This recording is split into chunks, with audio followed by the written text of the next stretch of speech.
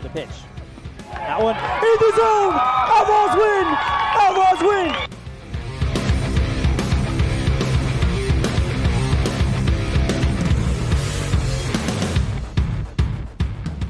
Welcome back, everybody, here to Timpanogos High School. I am Cody Olsen, joined here in the booth with the man, the myth, the legend, Dan Hubbard. We are here out for the Firecracker tournament. Dan, it's great here to be with you. We're going to be covering the Outlaws today. This ought to be fun. It's 4th of July weekend. It's another one of those crazy tournaments that anything could happen.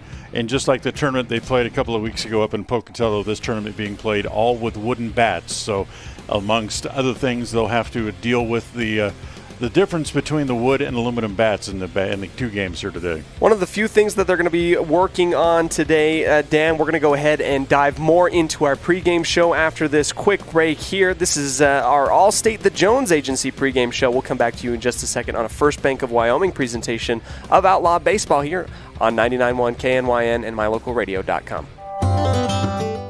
When it comes to protecting what you love, you want an insurance agent that cares more about your world or about what you need. And that's exactly what you get with me, Todd Jones, your Southwest Wyoming Allstate agent. I'm an agent who knows what it's like to live in Southwest Wyoming and one who wants to protect our way of life as much as you do. Contact the Jones Allstate Agency today for your free quote, 307-789-1541. Again, that's 307-789-1541. Allstate, you're in good hands. Allstate and affiliates offer products and services subject to availability, terms, and conditions.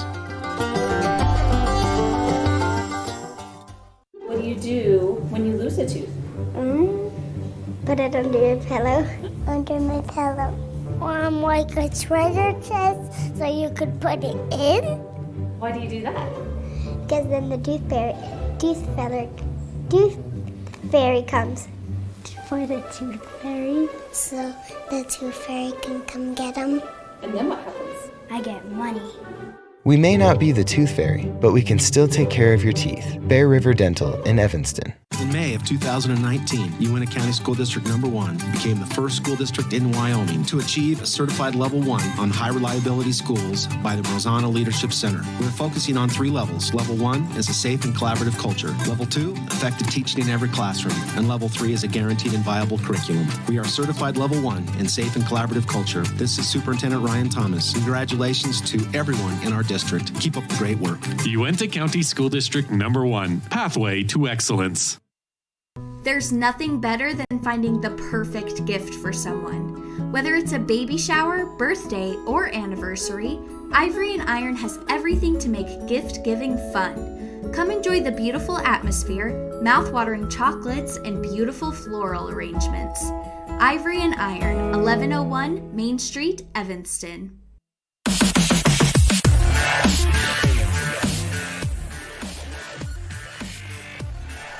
Welcome back, everybody, here to our Allstate the Jones Agency pregame show. I am Cody Olsen, joined here with Dan Hubbard. We're going to go ahead and dip into our scene set today between the Pirates BBC and the Evanston Outlaws. Not a whole lot known about the Pirates other than the fact that they are 3-5 according to Game Changer, and earlier today they dropped a game 5-7 to Timpanogos.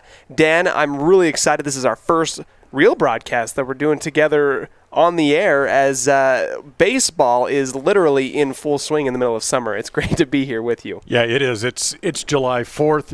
If you didn't think baseball was in full swing before, it certainly starts this weekend, being America's birthday, and that's right. And what really is the middle of summer, and baseball being America's game. This is how folks really look how to spend the 4th of July weekend, is out watching or playing baseball. There's a lot of history that goes along with baseball on the 4th of July weekend. A lot of that we'll be talking about as we make our way throughout the day here during the games. But just being out here under the sun in very comfortable conditions, a light breeze blowing here at Timpanogos High School, and it should make for a very good day of baseball. Really, really great. Really, really fun. Again, if you find a little bit of shade out here, just a little bit of a breeze, it should be a fun day for baseball everywhere across the Wasatch Front right now. It feels like any baseball diamond is probably filled up with somebody playing in it right now. I would think so, and judging by the size of this tournament, is probably part of this tournament. Probably. That's going on. Probably.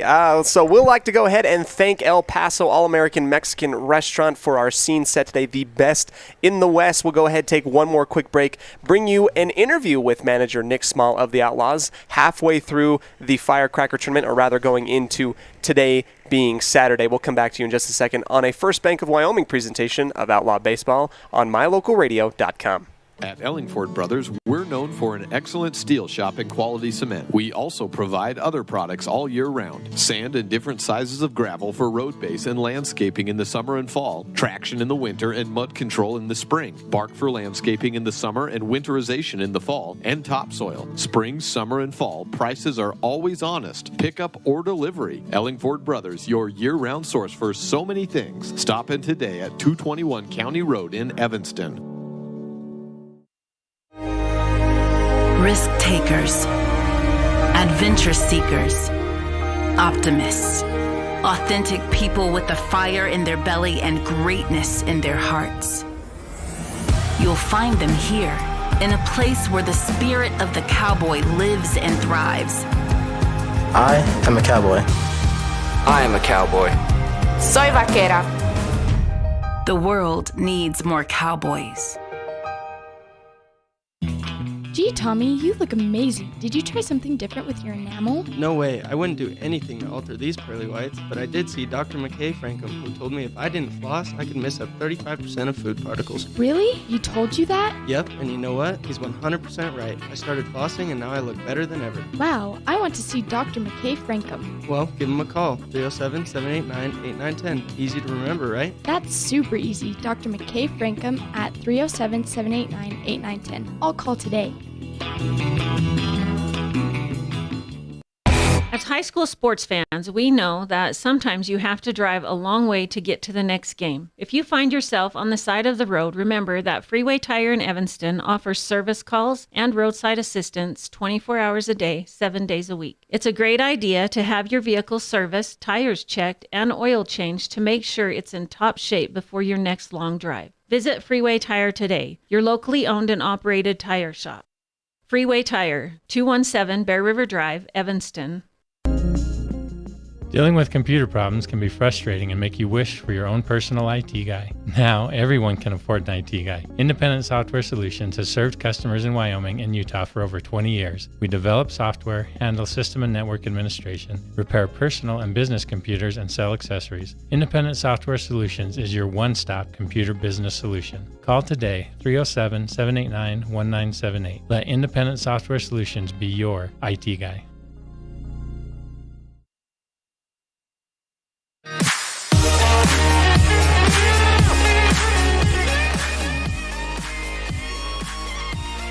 Welcome back here to the Jones Agency pregame show. You're in good hands with Allstate and the Jones Agency. Dan Hubbard, along with Cody Olsen, back here at Timpanogos High School, getting ready for this afternoon's game. It'll be Gavin Oliver on the mound today for the Outlaws as he'll go up against Aiden Intalisano on the mound today for the Pirates BBC. Time to talk to the head coach, Nick Small. He's downstairs with Cody. Let's meet him and go downstairs.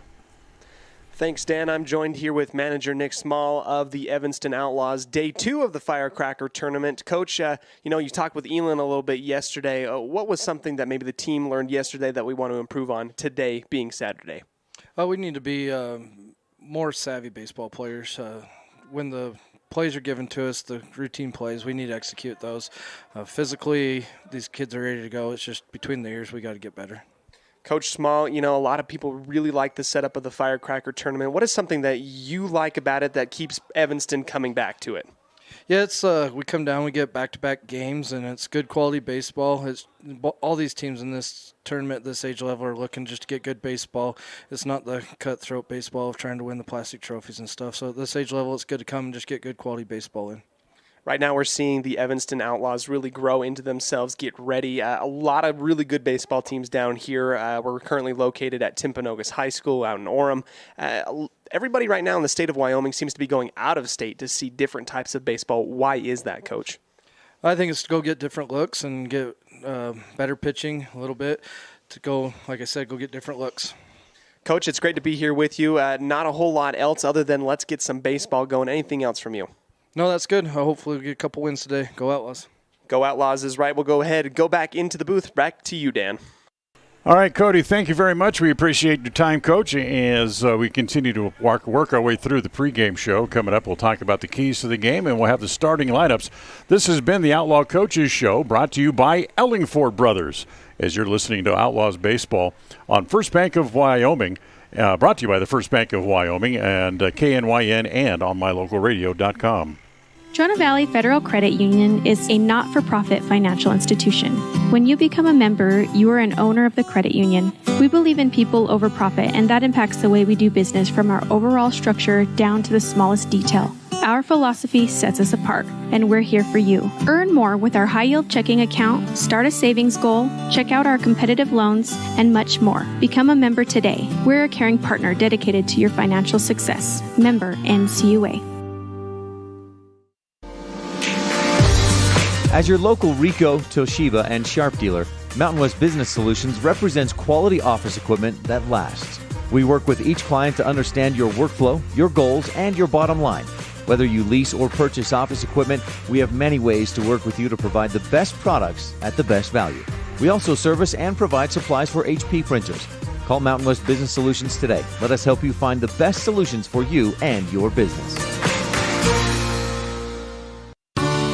This presentation on mylocalradio.com is also brought to you in part by Hoover Chiropractic. With over 3 decades of experience, Dr. Todd Hoover can help you with all the chiropractic work you need, plus x-rays, blood work, a weight loss program, and can help you get rid of allergies and migraines. Dr. Todd Hoover with Hoover Chiropractic in Evanston.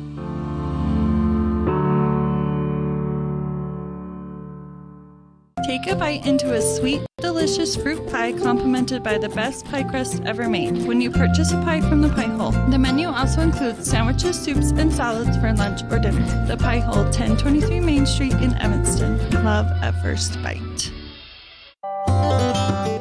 When it comes to protecting what you love, you want an insurance agent that cares more about your world or about what you need. And that's exactly what you get with me, Todd Jones, your Southwest Wyoming Allstate agent. I'm an agent who knows what it's like to live in Southwest Wyoming and one who wants to protect our way of life as much as you do. Contact the Jones Allstate Agency today for your free quote, 307-789-1541. Again, that's 307-789-1541. Allstate, you're in good hands. Allstate and affiliates offer products and services subject to availability, terms, and conditions.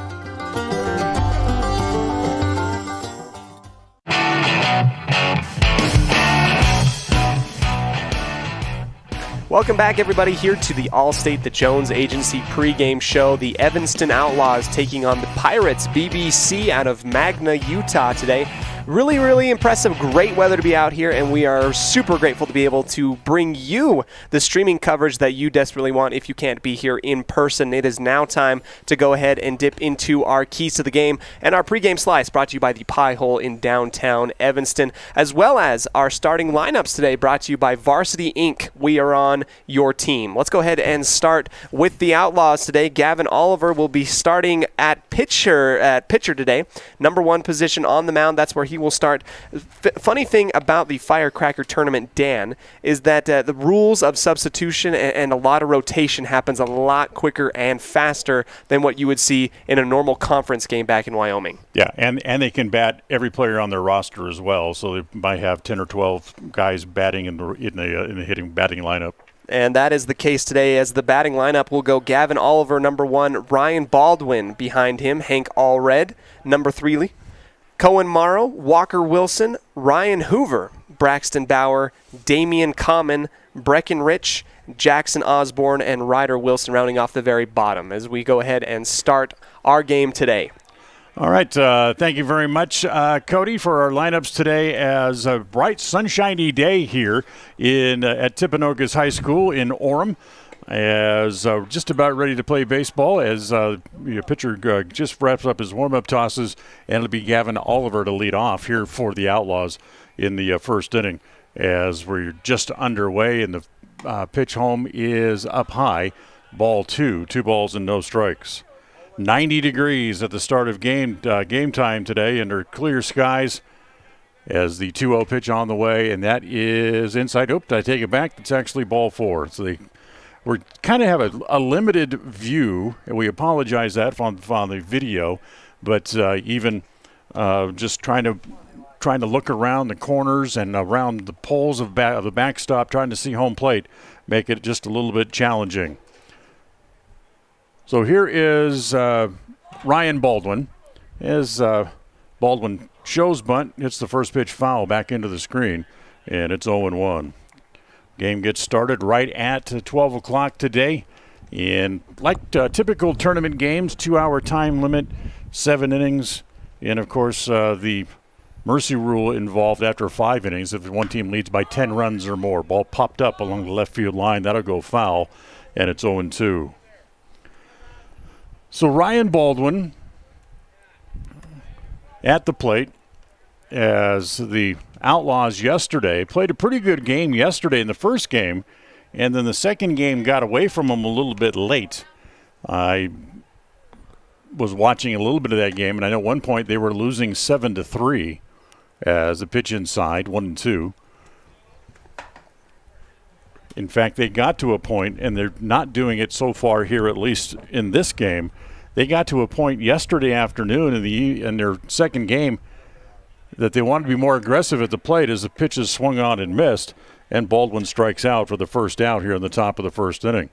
So they got to the point yesterday they wanted to be more aggressive at the plate, so they started swinging at the first pitch when it came across, and they had 4 or 5 consecutive hits doing that and scored several runs to get back into the game, although ended up losing in the end anyway as they go to first base and Oliver back to the bag.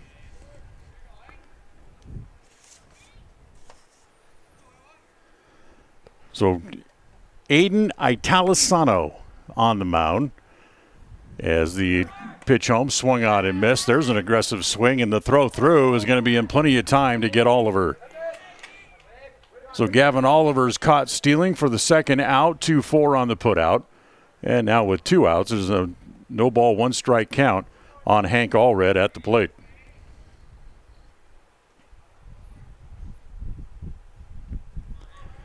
Italisano, who's the son of the head coach, as again the pitch swung on and missed, spells his last name I-T-A-L-A-S-A-N-O. Italisano. Here comes the 0-2 pitch to Allred. Takes that down low, 1-2.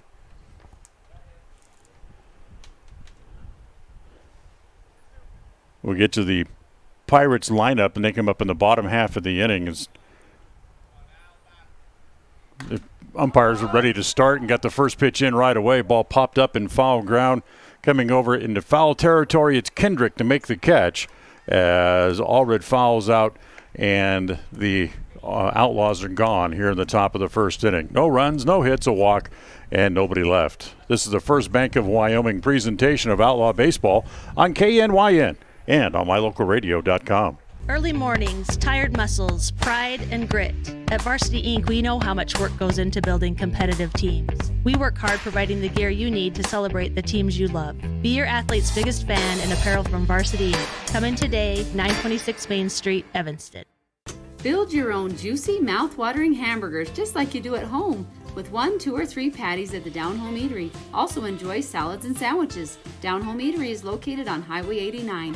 Dine in or carry out. Call 679-2002.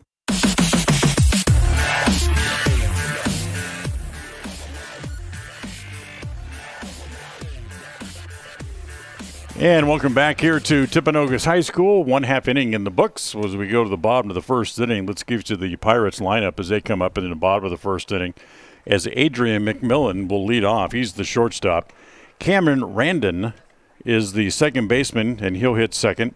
Easton Anderson hits third. He does the catching. Justin Morrow is the flex player. He will bat in the 4 spot. Adrian Italisano, the pitcher, hits fifth. Gabriel Kendrick is the first baseman. He'll hit in the 6th spot. Dutch Visor is in left field. He'll hit 7th. Ryder Allred, or I should say Archibald, is the third baseman. He'll hit in the 7th spot. Julian Laura will hit 8th, and I should say will hit 9th, rather, and Dalen Ovison is the center fielder, and he will hit 10th. So they will send all 10 men, all 10 of their players up to the plate in the game here today, as we're ready to go here in the bottom of the first inning. And Gavin Oliver will be on the mound here today for the Outlaws. When the Outlaws played in the other tournament up in Pocatello a couple of weeks ago, Oliver was out of town for the weekend, so he wasn't there. So he missed his scheduled rotation starts. And what they did is they had to compensate for that, and it really left them short of pitching as they got deeper into the tournament, especially on the game on that Friday morning, where they had a hard time getting outs, had a hard time getting outs of innings just because they were so short on pitching, and they really had to push guys extra innings just to try to make up because they had a couple of guys out of town, Oliver being one of them. Oliver, a huge piece for this team. It's good to have him back, and was an integral part of the conference win against Jackson not that long ago. So here we go in the bottom of the first inning, and Adrian McMillan will lead it off. He takes the first pitch high, though he squared to show bunt, pulled the bat back, and took it for a ball. Oliver working out of the stretch, even though there's nobody on base, as that pitch is up high. Ball 2 balls and no strikes. You see more people doing this now, to work out of the stretch with nobody on, because it helps them to refine their mechanics. As that pitch over for a strike, and it's 2-1. In other words, when you go pitching out of a windup as opposed to when you have to pitch out of a stretch, when you have to bounce back and forth between those, your mechanics can be a little bit different, and you lose release point on the ball. Ground ball to second, up with it there, and playing it across in time for the out. And McMillan's out for one out here in the top of the first inning. Good chemistry between Ryan Baldwin and Braxton Bauer sitting on the bag on first base. Very, very simple and textbook on that grounder. So one out. And here is Cameron Randon, the second baseman.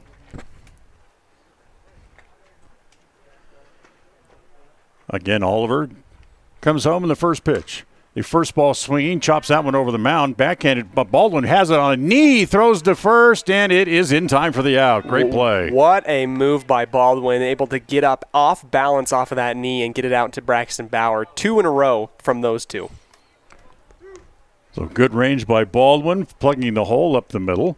And now with 2 outs, it'll bring up the catcher, Easton Anderson. The reason why you want to keep your mechanics refined and simple, as there's the first pitch to Anderson, and that pitch is up high, ball 1, is pitching, and successful pitching is all about repeatable mechanics, having the same motion, the same release point. As the pitch home again misses down and away, ball 2, 2 balls and no strikes. So by not bouncing back and forth between pitching out of the stretch and pitching out of the windup, you can work on those mechanics, refine them better, and they become a more repeatable product. As that pitch misses down low, runs the count 3-0. It becomes a more repeatable product, and hopefully you become more successful just having one set of mechanics to work on instead of 2. I'm not an expert. It's almost like a free throw, Dan, almost figuring out that muscle memory, and right now Gavin Oliver's doing that. 3-0 pitch over for a strike, and it's 3-1. Absolutely. There's so many different activities in different sports that all boil down to repeatable mechanics. 3-1 pitch. Misses down low, ball 4.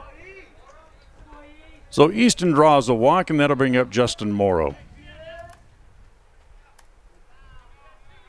Each side with a walk in the first inning.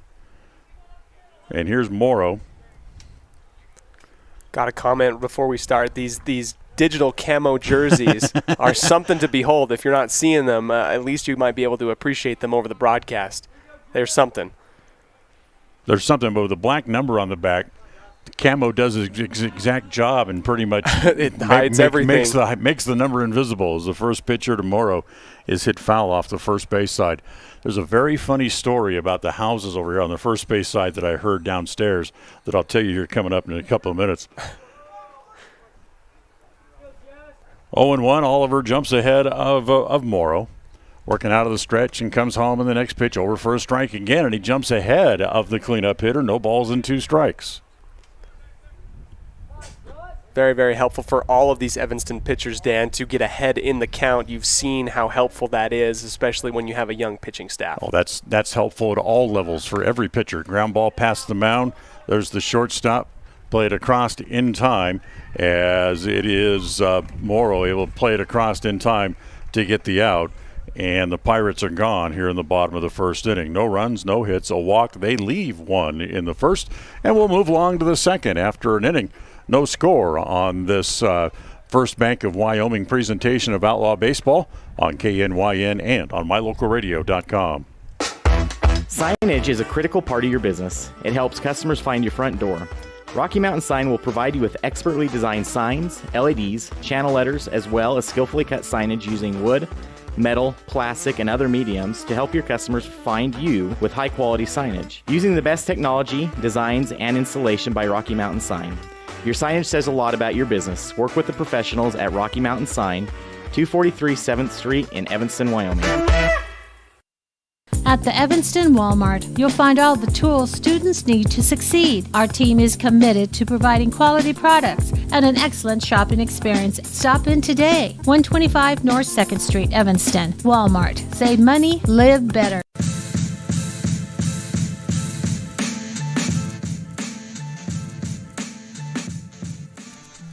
One inning in the book. We'll go to the second.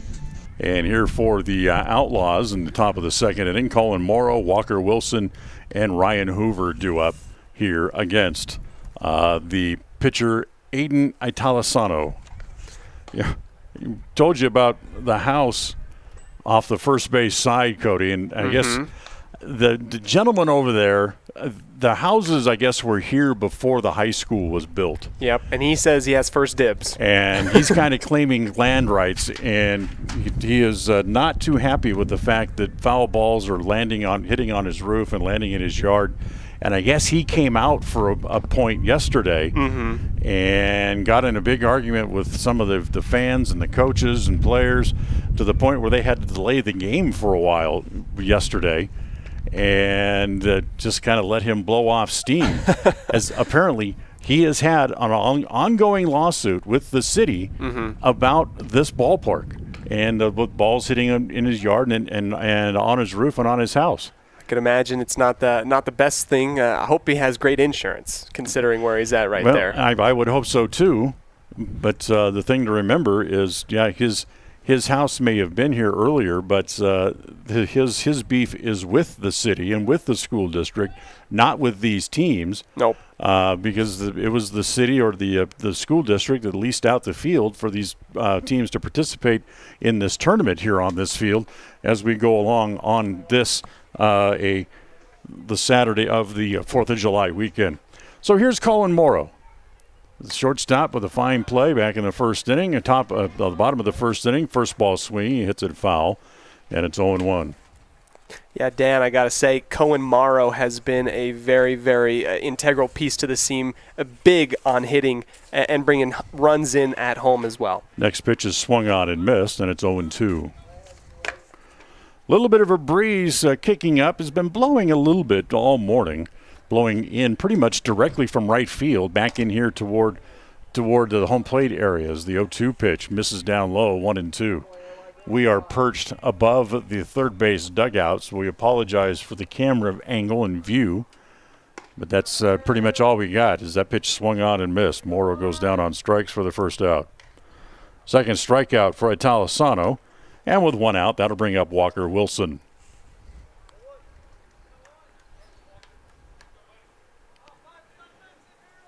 So as we mentioned during the pregame show, 4th of July, the nation's birthday, and baseball, of course, go way, way back. And interesting things have happened over the 4th of July weekend and the 4th of July holiday over the years. Here comes the next pitch home to Wilson. And that is outside. 2 balls and a strike on Wilson. Italisano ready again as he comes home. That pitch misses inside. One of the most memorable and maybe hilarious stories that has to do with 4th of July weekend in baseball happened in Atlanta, probably back in the late 70s as that pitch swung on and missed. The Atlanta Braves were playing a game on 4th of July, and the game ended up going 17 innings. Wow. And lasted over 6.5 hours by the time the game was over. It's a long baseball game. It was. The game could have been over in 10 innings, but the light-hitting pitcher who had never hit a home run in his career before that, named Rick Camp, as the next pitch swung on and missed, Wilson goes down on strikes. That's the second out of the inning. Rick Camp hit a home run in the bottom of the 10th inning to extend the game. Right? It was the only home run he ever hit in his career. It's great stuff. And it extended the game. The game went on, went 17 innings. They still had post-game fireworks that went off at 3:30 in the morning. And I'm sure the folks around Fulton County Stadium in Atlanta didn't appreciate fireworks going off that late at night. You just got, baseball keeps residents around the place on their toes no matter what you're doing. That pitch misses up high. As here is Ryan Hoover at the plate. The interesting thing about the home run, the side story to the home run hit by Rick Camp, he's had it written in his contract as the pitch to Hoover misses again, that if he ever hit a home run, the Atlanta Braves would have had to buy him a complete fleet of tractors for his farm. As the football is looped in toward left center field, and it's going to fall in front of the center fielder, Ovison. And there's the first hit of the game as Hoover thumbs one into short center field. So they bought him 3 different tractors for his farm, all because he hit the only home run of his career that extended out a game in past the 10th inning and in going 17. Wow. Here's Braxton Bauer. Runner at first, 2 outs, top of the second. The first pitch to Bauer is swung on and missed. Following the Outlaws all year, Dan Bauer is one to swing on the first pitch often, and he often gets contact. That pitch bounces up there, and it's a ball and a strike. For a team that, at some points, has a difficult time scoring runs with 2 outs here, it might be a good time to see if they can start Hoover, as that pitch is over for a strike, and it's now 1-2. Especially with the big Bauer at the plate, if he can find a gap, that would give Hoover a running start over first base and might be able to get you out to an early lead. As that pitch, look out, rifled foul over by the first base dugout. That's going to take someone's head off if you're not careful. So stays 1-2 on Braxton Bauer. 2 out, top of the second.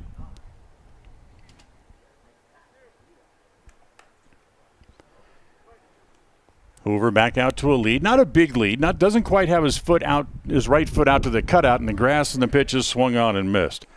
So Atalasano gives up a hit. Other than that, he strikes out 3 in the inning. No runs, 1 hit, no errors, and 1 left for the Outlaws here in the top of the second. We'll go bottom 2 scoreless on this first Bank of Wyoming presentation of Outlaw Baseball on KNYN and MyLocalRadio.com. This is Colt Hamilton with Rocky Mountain Yeti Evanston. I'm excited to announce our new Legendary Leadership Award. Each month we are going to be giving away $1,000 to a local legendary leader. We need your nominations. We want to start giving back to people that have stepped up to keep our community thriving. Nominate anyone from leaders among our schools, healthcare workers, first responders, and so on. Who do you know that has made an impact in our community? Together, let's recognize and reward people that have made a difference in your lives. Email me your nominations at leaders@RockyMountainYetiEvanston.com or click the link below. Again, that's leaders@RockyMountainYetiEvanston.com. Whether you're a high school student or a community member looking for change, let Uinta BOCES #1 and Western Evanston Outreach help you get started. Career opportunities await you when you further your education. Programs include workforce training, college credit for high school students, and college and career readiness. What are you waiting for? Find your passion. Enroll today. Call 789-5742 or email info@uintaeducation.org.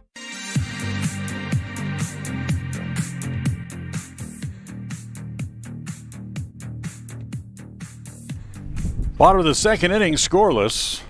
as the Pirates will send up the 4, 5, and 6 hitters here in the inning. Actually, it's the 5, 6, and 7 hitters, as it is the pitcher, Aiden Atalisano, to lead it off, and the first pitch swung on and missed.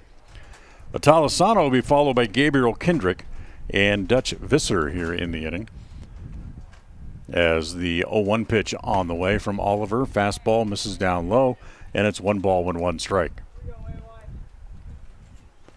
You got to love the way these kids come out and they play all week, all weekends, traveling all over the place to go and play, as that ball's looped into right, but coming up is the right fielder to make the play for the out. So Atalisano flies out to right. That's the first out. And now here's Gabriel Kendrick. Great grab by Common out in right field just to keep on his toes. Didn't have to move a terribly far distance, but good stuff from him just to keep everything nice, calm, and under control.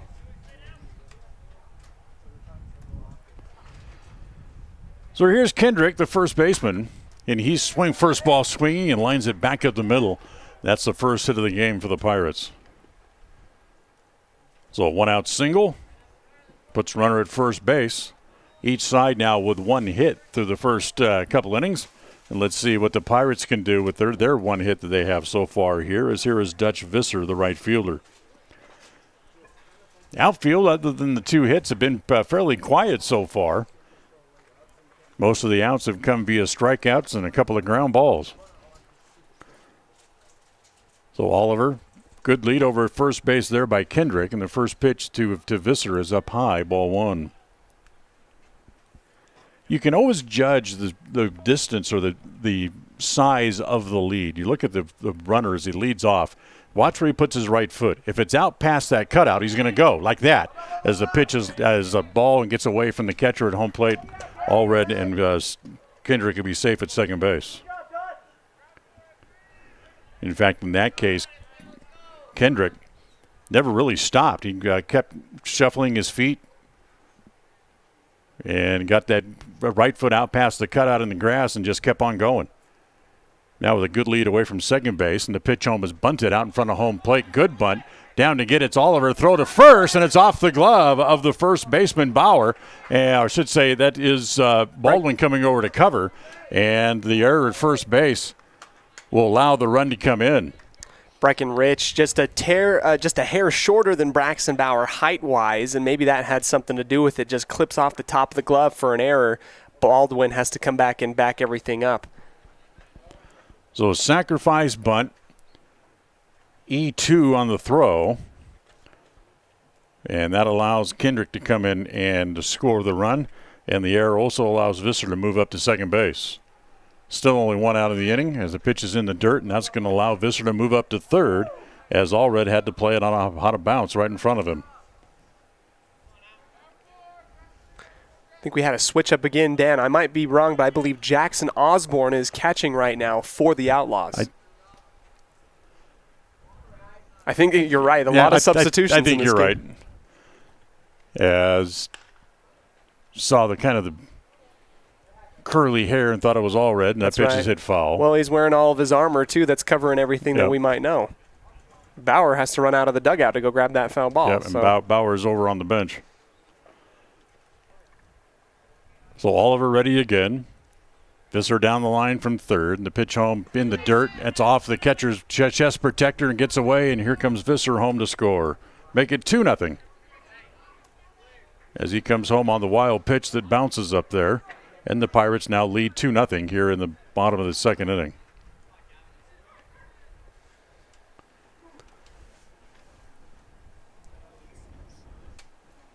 So Archibald at the plate. Took a couple of pitches in the dirt and jumps ahead of the count. And the next pitch home, that's lined up back up the middle. That's plugged there by the second baseman. He'll straighten and throw back over to first in time for the second out.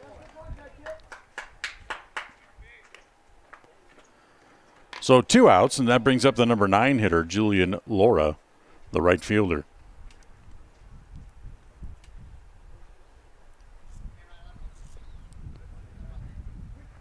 So the Evanston offense with some work to do when they come back up as they trail 2-0. And the first pitch to Laura misses down low, ball 1, 1 ball and no strikes. Outfield pretty much straight away, but fairly shallow. for the Outlaws. In fact, the left fielder came in playing way off the line in toward right center field as it pitched the breaking ball. That's over for a strike this time, and it's 1-1. Yeah, Damian Common getting shuffled around in the outfield quite a few times. I know last inning we saw him out in right field. I don't know where he is now. That's the thing about these jerseys. I wish they had him on the front too, Dan. Yeah, as that pitch swung on, hit foul back into the screen. It's 1-2.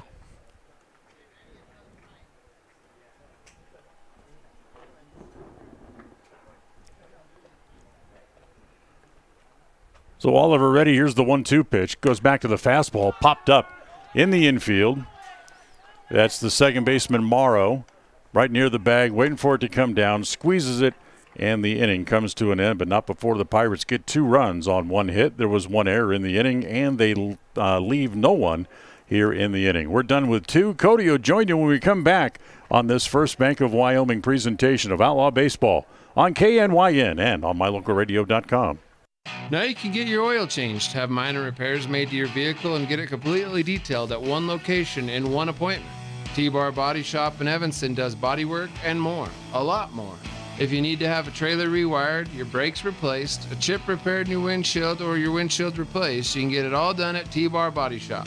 This is the manager, Jeremy Rex, inviting you to stop in for a free quote today. T-Bar Body Shop, 515 County Road. Let T-Bar fix your car. Dad, did you know that the iris of your eye is more unique than your fingerprint? Yes, I did. I learned that in optometry school. I'm Dr. Trent Clooney with Uinta Eye and Vision, where we understand that every eye is unique. We are dedicated to carrying on the tradition of great vision care in Evanston. Quality care like I received growing up here. I care about your individual and unique eye health. With over a decade of experience, I'm excited to have returned to Evanston and once again cheer on the Evanston Red Devils. Call my dad at Uinta Eye and Vision to schedule an appointment. 307-789-3937.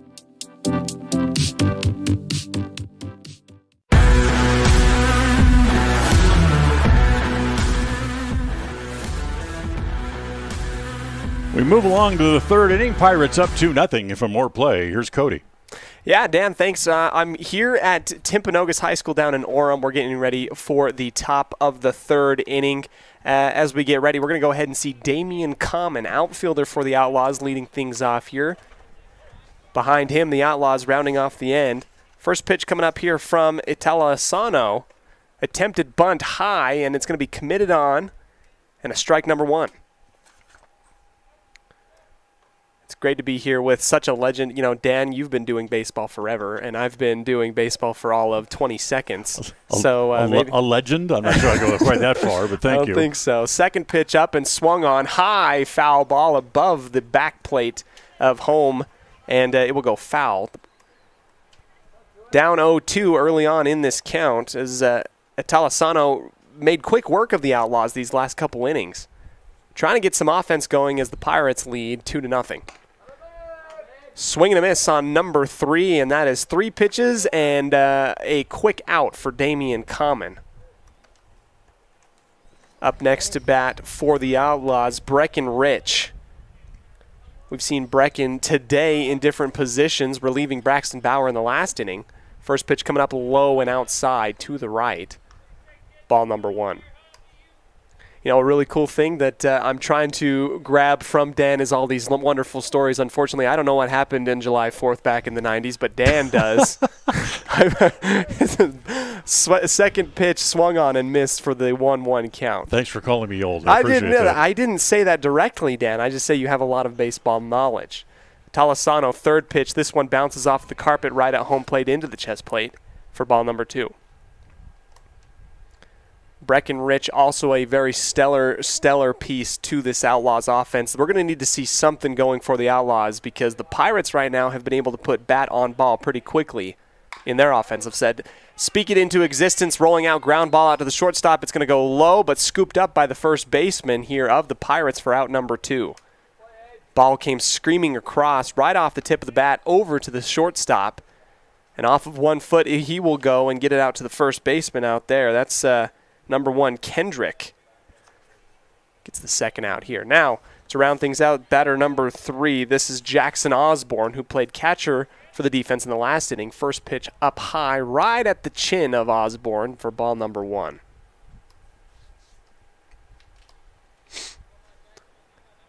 Pitch number 2, this one inside, strike into the zone for 1-1 split count here. Italasano doing a great job for the Pirates, keeping things going. Does not waste any time, goes high for that one. Ball number 2.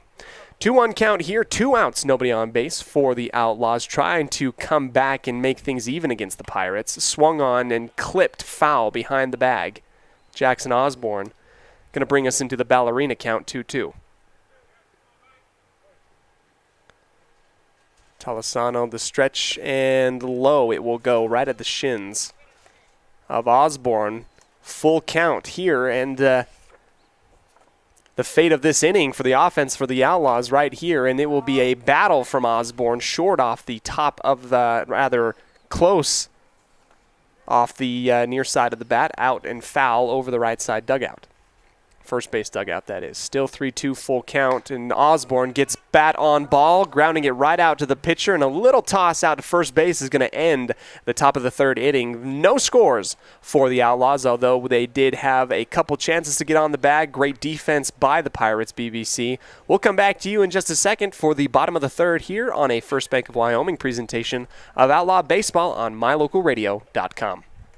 Ready has provided safety and excellence in the industrial construction and support services since 1982. We have the crews and equipment for hydro excavation, dirt and equipment hauling, as well as produced and potable water hauling.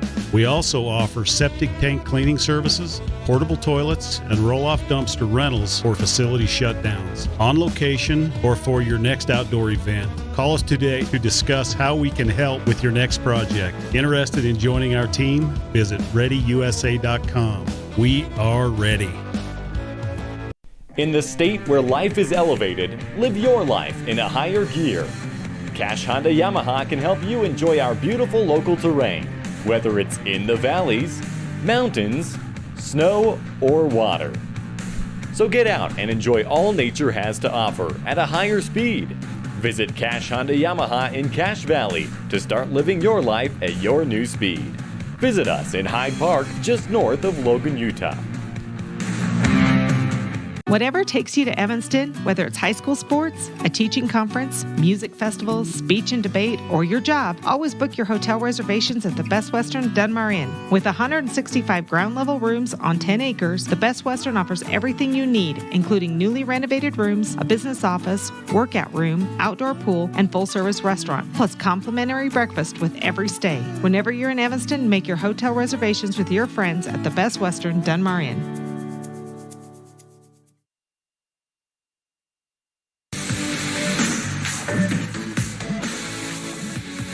We welcome you back here as we start off. The Pirates coming out after stellar defense here at the bottom of the 3rd. First pitch down low for ball number 1. Gavin Oliver remains on the mound for the Outlaws. Second pitch also into the dirt, or rather the carpet here at Timpanogos High School. Dan, beautiful day, partly cloudy, and I would say it's a pretty cool backdrop out here, looking out over the field across the fence into center field. It's pretty nice to see the mountains out here. It's very nice. The Wasatches are just close enough to reach out and touch. Third pitch, and that one catches the zone for strike number 1, a 2-1 pitch count right now for Gavin Oliver against Olsen, outfielder for the Pirates BBC. The stretch and pitch, and this one swung on, blooped over into right field, easily caught by Damian Common, who doesn't have to move. Cement shoes, does not matter for out number 1. Pretty awesome days in baseball history throughout the 4th of July. For me, I can't help but think of the movie The Sandlot. You know, the scene with the fireworks, Dan. Just a really fun, nostalgic moment, really. First pitch from Gavin Oliver down low, and this one for ball number 1 as we go ahead and back up to the top of the batting order. McMullen for the Pirates. 1 low, 1 high, 2 balls given up by Gavin Oliver, who remains on the mound. Braxton Bauer back on first base. Breckenridge is the one sitting out onto the bench currently at the bottom of the third inning. Ball number 3, I believe, outside and to the right. So 3 balls and definitely a batter's count right now. Pirates looking to add to their lead. They're up 2-0, nobody on base, 1 out. This one clipped in a grounder out to the second baseman, Baldwin, who scoops it up and gets it out to Braxton Bauer in time for out number 2. Switching up and now up to the plate, Rendon, our second baseman here for the Pirates BBC. Not a lot of wins and losses on the game changer portion for the Pirates. However, we do know that they took Timpanogos pretty close earlier today, losing only 5-7. We saw Timpanogos play just prior to this game. Ball swung on foul down the first base line over into the fence. Strike number 1.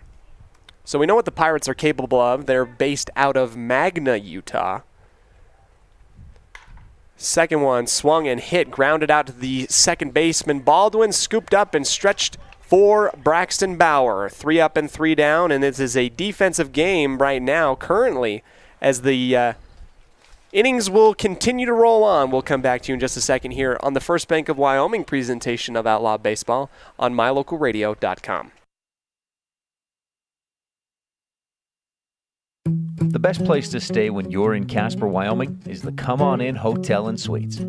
This beautiful log hotel offers 5 hot tubs, 1 pool, a fitness center, and fabulous indoor atrium. Offering jacuzzi and fireplace suites, the guest rooms are comfortable and relaxing. Plus, every stay includes a delicious extended continental breakfast. Whenever you're in Casper, stay at the best place. Come On In Hotel and Suites. Come on in today. Come On In Hotel and Suites, Casper.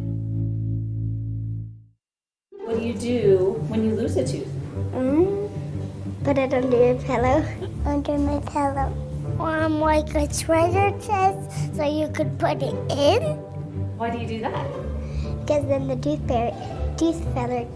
tooth fairy comes for the tooth fairy. So the tooth fairy can come get them. And then what happens? I get money.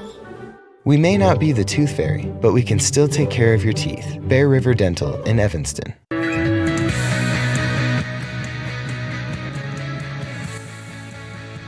Going into the top of the 4th inning, Cody Olsen and Dan Hubbard, the dynamic duo. If I could,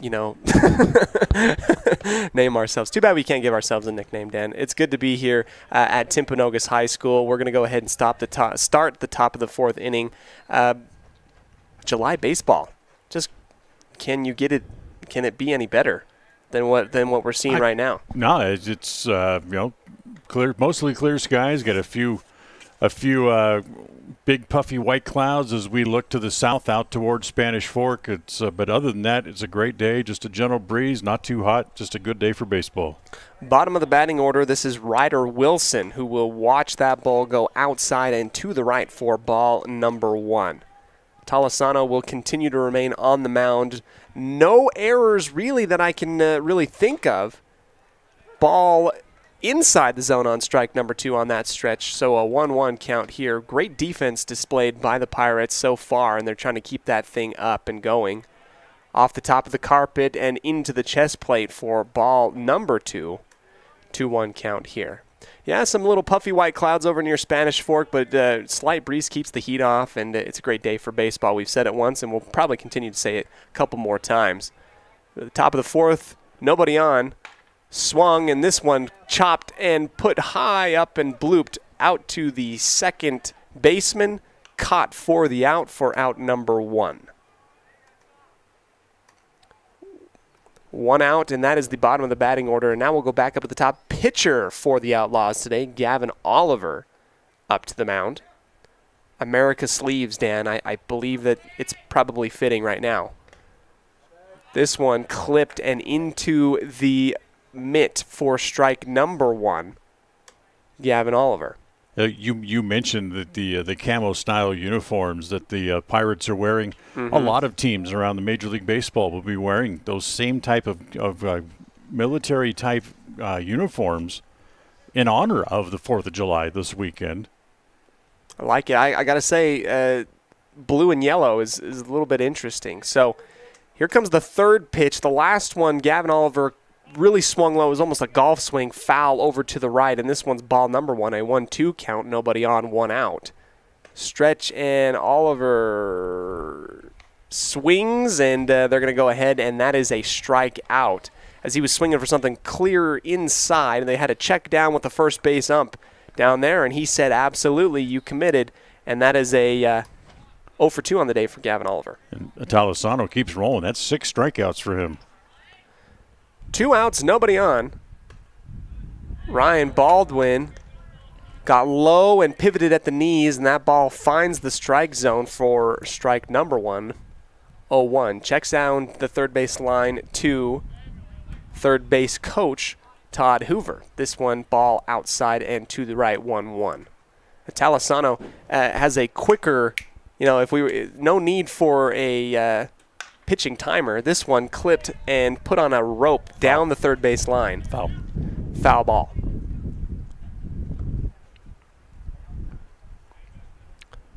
One-two count, and only one more strike is needed for Talisano to put the Outlaws away again. This one fair and out towards the shortstop, throwing in time, grabbed off of the ground, and that will be the end.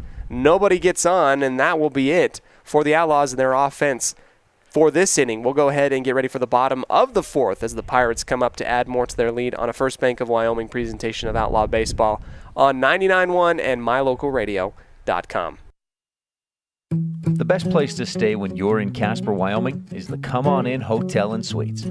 This beautiful log hotel offers 5 hot tubs, 1 pool, a fitness center, and fabulous indoor atrium. Offering jacuzzi and fireplace suites, the guest rooms are comfortable and relaxing. Plus, every stay includes a delicious extended continental breakfast. Whenever you're in Casper, stay at the best place. Come On In Hotel and Suites. Come on in today. Come On In Hotel and Suites, Casper. What do you do when you lose a tooth? Put it under your pillow. Under my pillow. Like a treasure chest so you could put it in. Why do you do that? Because then the tooth fairy comes. For the tooth fairy. So the tooth fairy can come get them. And then what happens? I get money. We may not be the tooth fairy, but we can still take care of your teeth. Bear River Dental in Evanston.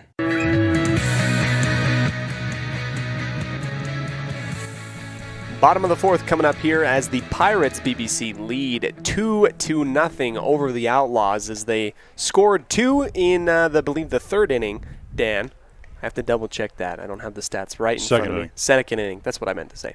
In the 2nd inning, and they continue to lead the Outlaws as the Outlaws will be here on offense. Outlaws on defense, rather. Gavin Oliver continues to pitch here.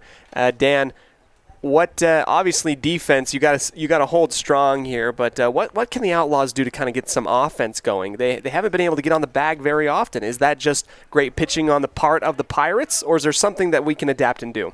Well, one of the keys everybody always talks about baseball is pitching and defense, and right now that's exactly what they have going. Talisano has struck out 6. He's retired 7 in a row against the Outlaws. Ball swung on and put into shallow center field. Coming out to grab that one and backpedaling is Ryan Baldwin for out number 1. So just getting a man on base, just getting something started, get somebody aboard, and then build on that is what the Outlaws can do. But as far as this, you need to also keep playing good, strong defense and stay in the game and try to keep the game at 2-0 as best you can.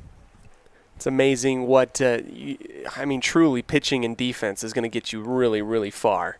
Really, really far. Right now it's helping out the Pirates. First pitch from Gavin Oliver, and that one just low of the knees for number 29 up here is Morrow of the Pirates of Magna. Ball number 1.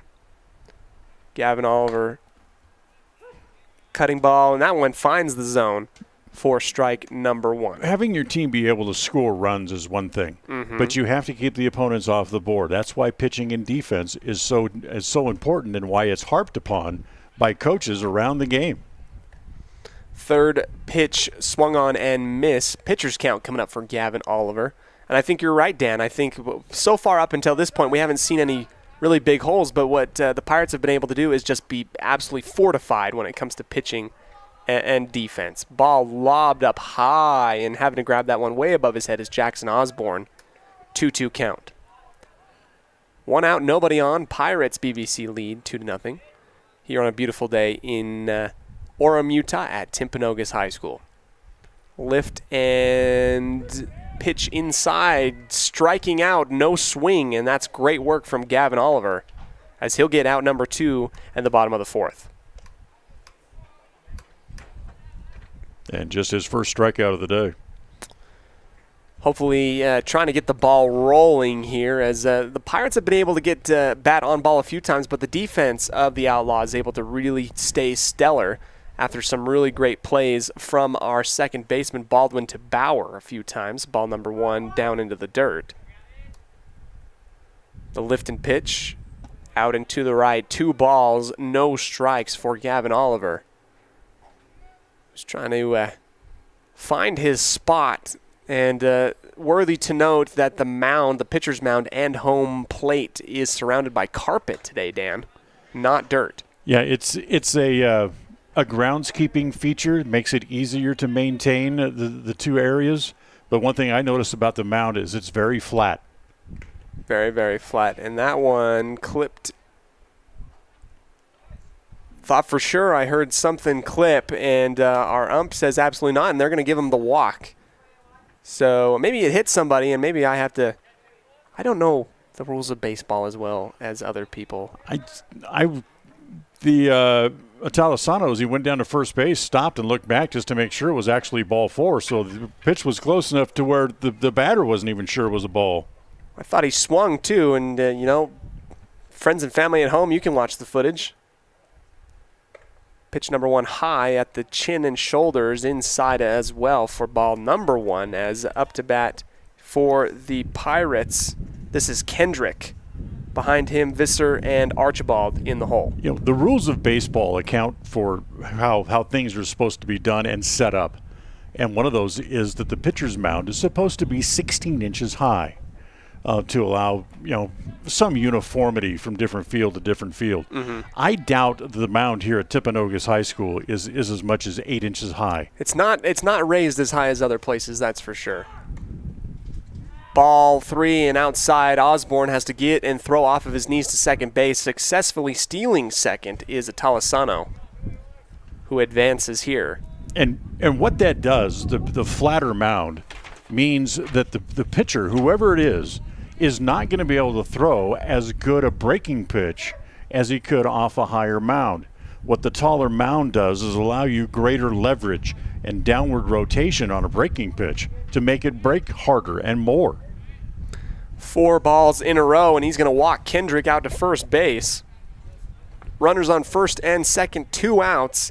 And what was thought to be a really quick inning now, in their last dying breath, with only 1 out to spare, the Pirates have put 2 runners on first and second. Gavin Oliver with a brand new pitching count facing Visser, the outfielder for the Pirates. Takes a second, puts his hand off in a little bit of a breather, looks down the third base line to his coach and grabs his sign.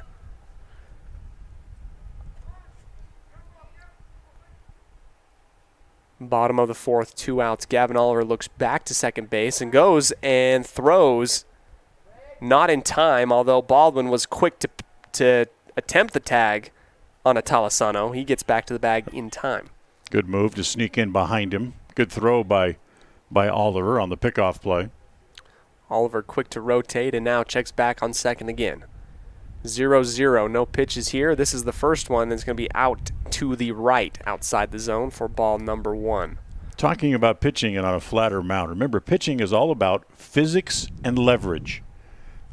Physics being the way your different grips you put on the ball and different rotations as the threads spin through the air as the pitch gets away.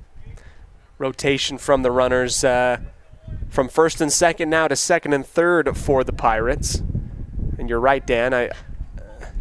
It's all about the leverage. It's all about how you grip that ball. And maybe perhaps it's a little bit funky not having a mound as high as maybe what you're used to. Gavin Oliver, having now thrown 6 balls in a row, trying to get back on his mark. The lift and launch, and that one outside and to the right. 3-0 count in favor of the Pirates. Batters count here as they're trying to bring some people home. 2 runners in scoring position. A swing and a dropped third strike, and that one safe as Jackson Osborne seemed to have been lost as to what's happening. It was a dropped ball, and that is going to let the Pirates run all the way out to first base. I think they're correcting something here. I think what Jackson is saying is he thought it was only strike 2. So we're going to have a little bit of a powwow on home plate. See, now here he comes back. The batter comes back to the home plate area, and the runners are going to go back to their spots as well. I was about as confused as Jackson Osborne was on that. Need to put the runner back at third and have the guy standing at third go back to second as well. Yep, that's correct.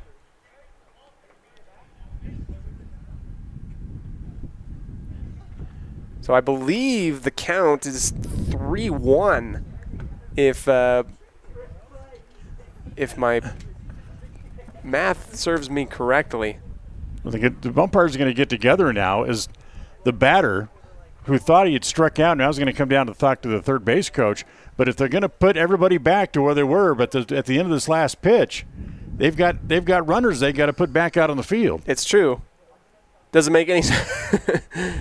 I think that's what Coach Nick Small has come out to discuss with our 2 umpires out here. What he's saying is they can't let the play stand because the only reason the catcher, Osborne, threw the ball to first base was because he thought it was a third strike. And that would be an error on the umpires. And now they're going to call the batter out at first base, probably for interference at first base. Probably. Because Bauer couldn't make the catch because the runner right there. And that means they'll be out at first base and the run will not count. That is the 3rd out of the inning, and that strands what was looking like a promising route for the Pirates, leaving 2 runners out in no man's land as we end the bottom of the 4th. So that is how it will end here. We'll get ready for the 5th inning. We'll give it back to Dan Hubbard in just a second on a First Bank of Wyoming presentation of Outlaw Baseball here on mylocalradio.com. School. It's the right path indeed, where we learn to read and learn to write. School's the ticket to reach new heights. We make new friends, learn social skills, art, foreign language, music, and more. Science, technology, engineering, math, history, and health in that PE class. With computers and books and teachers and more, our brains will grow and our dreams will soar. So do whatever it takes to never miss school, because a great education, why, that's really cool. My friends, be cool. Go to school. There's nothing better than finding the perfect gift for someone. Whether it's a baby shower, birthday, or anniversary, Ivory and Iron has everything to make gift-giving fun. Come enjoy the beautiful atmosphere, mouth-watering chocolates, and beautiful floral arrangements. Ivory and Iron, 1101 Main Street, Evanston.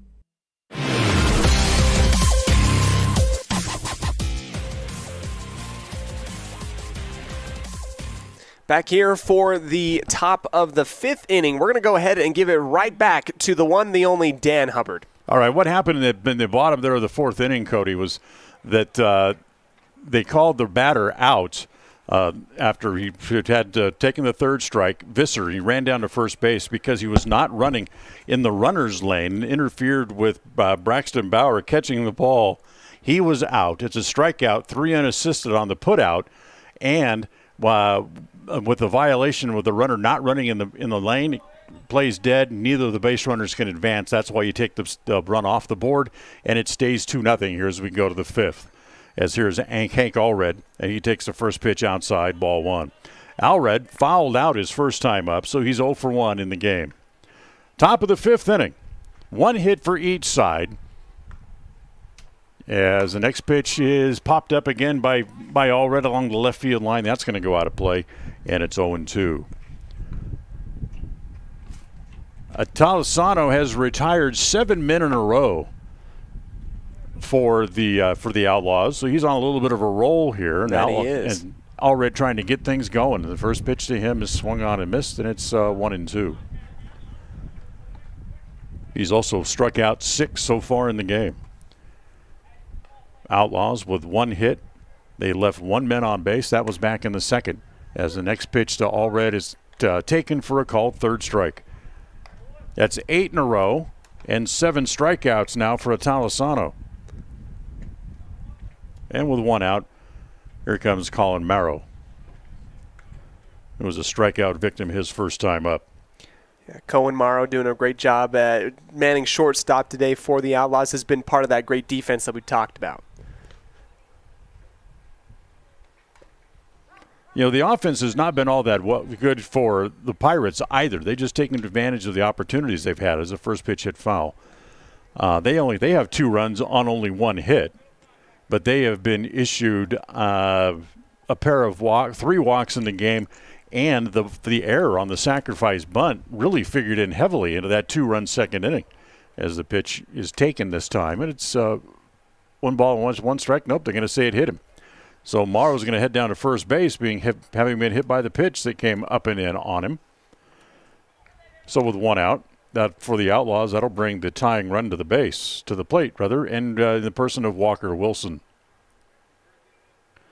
You know, you talked about interesting and memorable things that happen around the 4th of July. As a lot of folks know, I worked in professional baseball for a number of years, and I saw a lot of things happen. One of the funnier things I saw happened on a 4th of July game. The post-game fireworks, game ended, post-game fireworks going off as the Talisano sets, and now they call Morrow back to the bag, saying that he did not get hit by a pitch, and instead he faces another pitch and swings through it and strikes out. So 2 strikeouts in the inning. Now there's 2 outs, and that'll bring up Walker Wilson. So the post-game fireworks are going off, and the one firework they shot off didn't make it very far out of the launch tube. Out of the launch, and when it exploded, and the things go off to all directions. Right. As the pitch here to Wilson swung on and missed. One of those shot right straight across and hit the flag. Wow. And the flag at this particular ballpark was not made out of cloth. It was made out of nylon. As the pitch misses down low, 1 ball and 1 strike.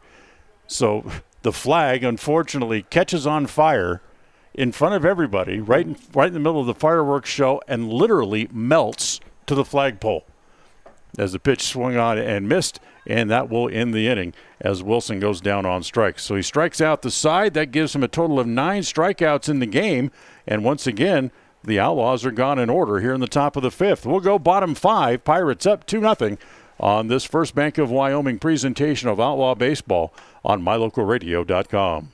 The best cement comes from Ellingford Brothers in Evanston. They've been mixing cement for every type of job for generations. Major construction, road and bridge, cement blocks, foundations, sidewalks, curb and gutter, cement steps, septic tanks, and water troughs. No job is too large or too small. Make sure you get the best quality cement available at the best prices. Always get your cement from Ellingford Brothers. Call today. Ellingford Brothers. We know cement. 307-789-1515.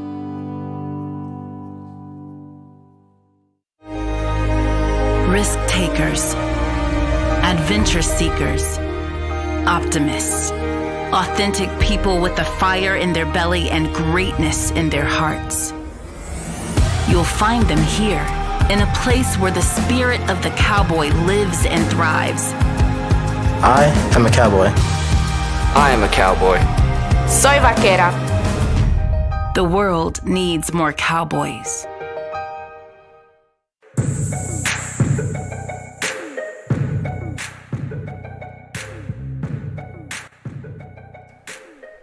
Let me go to the bottom of the 5th inning. It stays 2-0 as Aiden Talisano is now retired. 10 Outlaw batters in a row, and 9 of them has 9 strikeouts, I should say, in the game. And here in the bottom of the 5th inning, it's Archibald, Laura, and Ovison due up for the bottom of the 5th inning here for the Pirates from Magna. Gavin Oliver stays out there for the Outlaws, and his first pitch is over for a strike, and it's 0-1. Archibald grounded up his first time up to second base. Again, only one hit for each side in the game, so certainly the pitchers have dominated, other than the walks and a couple of wild pitches. As that pitch is up high, 1 ball, 1 strike. It's made for a quick game, Dan. Yes, it has.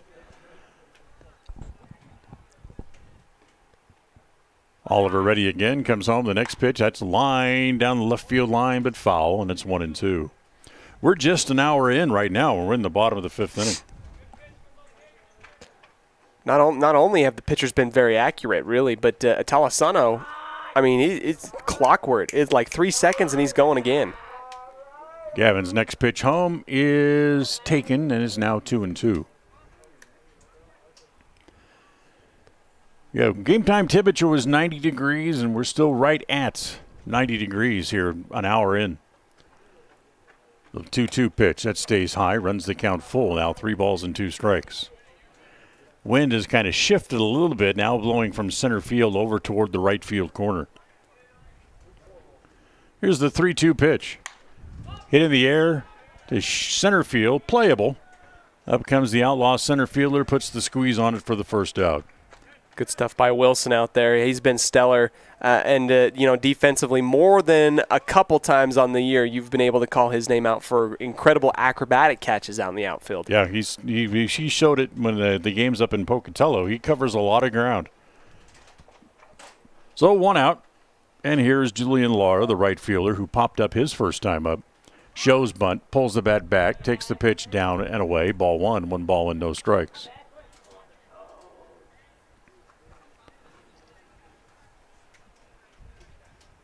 Outlaws more running out of outs than they are time. They still have plenty of time. 2-hour time limit on the game. As the pitch again misses down low. Ball 2, 2 balls and no strikes. But they're running out of outs because they've only got a total of 7 outs left. Check and make it 6 outs left. That new math. New math. That's not what they taught me in elementary school. That next pitch misses up high again. Well, you got to remember, when I went to school, they were still using, rocks and the abacus. So you know your Roman numerals really well then, yeah. As that pitch misses outside, it's another walk. So a 1-out walk to Laura. 4th walk given up by Oliver. And that will bring up Dalen Ovison, the center fielder here, with 1 out and a man aboard. Laura's off to a big lead. He's first running on the first pitch. It's over for a strike, and the throw through, and he is out from me to you. That's pretty stuff. Great stuff from Jackson Osborne, or is that Hank Allred? I cannot tell. I think that's Hank Allred, who was able to get himself in position. One of the better catchers on the western side of the state of Wyoming. Grabs that runner at second. Good throw. In fact, Laura was out by so much he didn't even hazard to slide as the pitch bounces up there. And I believe it's 2 balls and no strikes here on Dalen Ovison now with 2 outs here in the bottom of the 5th. 2-0 Pirates as we play in the 5th. Oliver ready again, and Rocks comes home. And that's a ground ball foul outside of third. It's 2 balls and a strike. Of course, this inning of Outlaw Baseball brought to you by Brandon Day with Edward Jones. Absolutely. And earlier on, forgot to mention our shout out to Uinta Eye and Vision. Our vision is to improve yours, proud sponsors of the Outlaws. Next pitch again, rolled foul. This comes over by the third base dugout this time, and it stays at 2-2.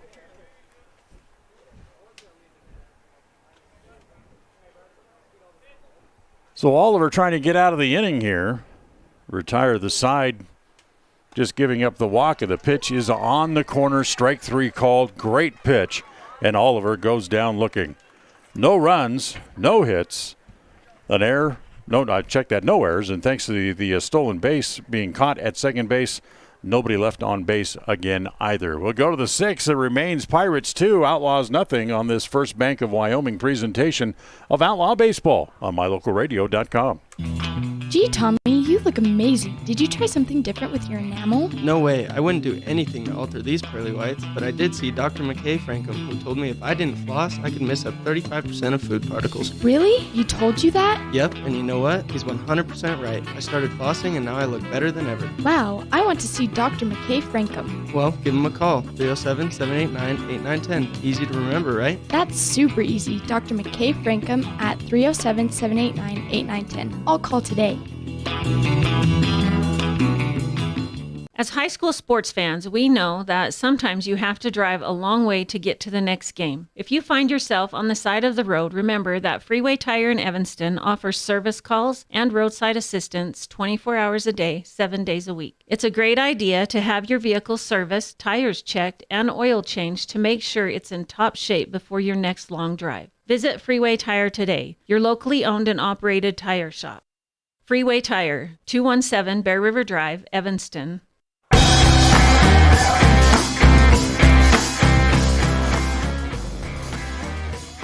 Well, it stays 2-0 Pirates as we move along to the 6th. And once again, for more play, here's Cody. Yeah, Dan, it's great to be able to see the dynamic of how the Outlaws are, what they're trying to accomplish out here in this tournament. Obviously, in the state of Wyoming, a lot of teams are outside of their home state right now looking at different baseball in different places. I spoke with manager Nick Small earlier in our pregame show brought to you by the Jones Agency, and they're trying to get different looks in order to prep them for what matters most, and that is the tournament later on in July. First pitch here from Atalisano, and this is Ryan Hoover up to bat here. Strike number 1 swung on and missed. Nobody on, nobody out. 2 more offensive chances for the Outlaws to get things even. Golf swing, and this chops over to third base, scooped up and thrown in time for out number 1 of the inning. And the defensive prowess of the Pirates continues to be exhibited, and a big reason why they're leading. That's 11 outs in a row. Impressive stuff. Braxton Bauer up now to bat against Atalisano. Only the second time Bauer has seen Atalisano on the day. They've been moving that quickly. We're at the top of the 6th, 1 out. Bauer watches that one go high across his face for ball number 1.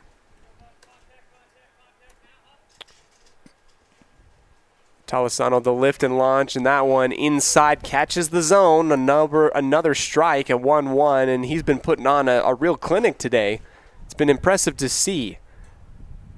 Third one, and Bauer takes a big old swing at it, and it goes foul, catching the very top of the netting above the Outlaws dugout, almost getting to those houses that we spoke about earlier in the broadcast, but not this time. Our buddy across the way. 1-2 is the count. Pitch, and that one fouled right near, and if we had 3D glasses, that ball would have been close. Coming up right towards the press box down the third base line. You talk about Atalisano and how dominating he's been. Mm-hmm. The hit by Ryan Hoover back in the second innings, the only hit that he's allowed. Foul ball, and that one just dropped by the catcher. Could have been strike number 3, but not so. That's the only ball that the Outlaws have hit out of the infield. It's impressive. Great defense. The 1-2. Bauer continues to battle, just clips the very bottom of the ball, and it goes foul right behind the plate. The waitress coming to bring me my drink. Very nice. Give her a good tip, I guess. Here we go as we're going ahead. 1-2, continuing to battle. Bauer unflinching, and he's going to go ahead and I cannot interpret what that umpire is saying. He was out to his right, so it's ball number 2. 2-2. A good eye from Bauer. Here comes the next one. Bauer clips that one, and it dies in the infield, going out to the third baseman, strutting and flying over for the diving throw and the grab at first base. And the Outlaws can't really believe it. It's just been so dominant defensively for the out. Ball got inside on Bauer's hands. The bat cracked. You could hear it all the way up here. It sounded like he hit it like with a wet newspaper. It's just inside, high on the bat. And it just couldn't really go far. And the third baseman runs up and grabs it. 2 outs, and up comes Damian Common. Second time he'll see Atalisano on the day. That's 12 straight outs for the Pirates, as the second to last chance for the Outlaws offensively coming close, as that's a 1-1 on the strike here, swung on and missed from Common.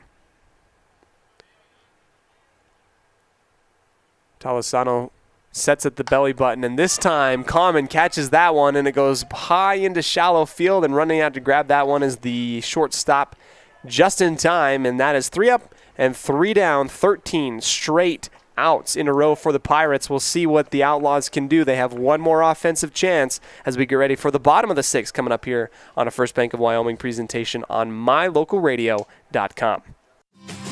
The importance of saving and learning how to use money wisely can be taught from a very young age. At Trona Valley Federal Credit Union, we offer youth accounts to help kids learn to save, borrow, and spend responsibly. Our youth accounts are special, just like the kids in our community. Check out our See You Grow, See You Learn, and See You Prosper accounts for kids 0 to 18. These accounts are great to start managing finances. Open a youth account today for $1. TronaValley.com, member NCUA. Receive the best service in the industry when you lease or purchase office equipment from the professional, friendly staff at Mountain West Business Solutions. With a guaranteed quick turnaround time, we will save you money, time, and energy with quality products and customer service that is unmatched in the industry. Serving customers in Wyoming and Utah, Mountain West Business Solutions is a local company with a toll-free number, 866-583-9925. Call us today.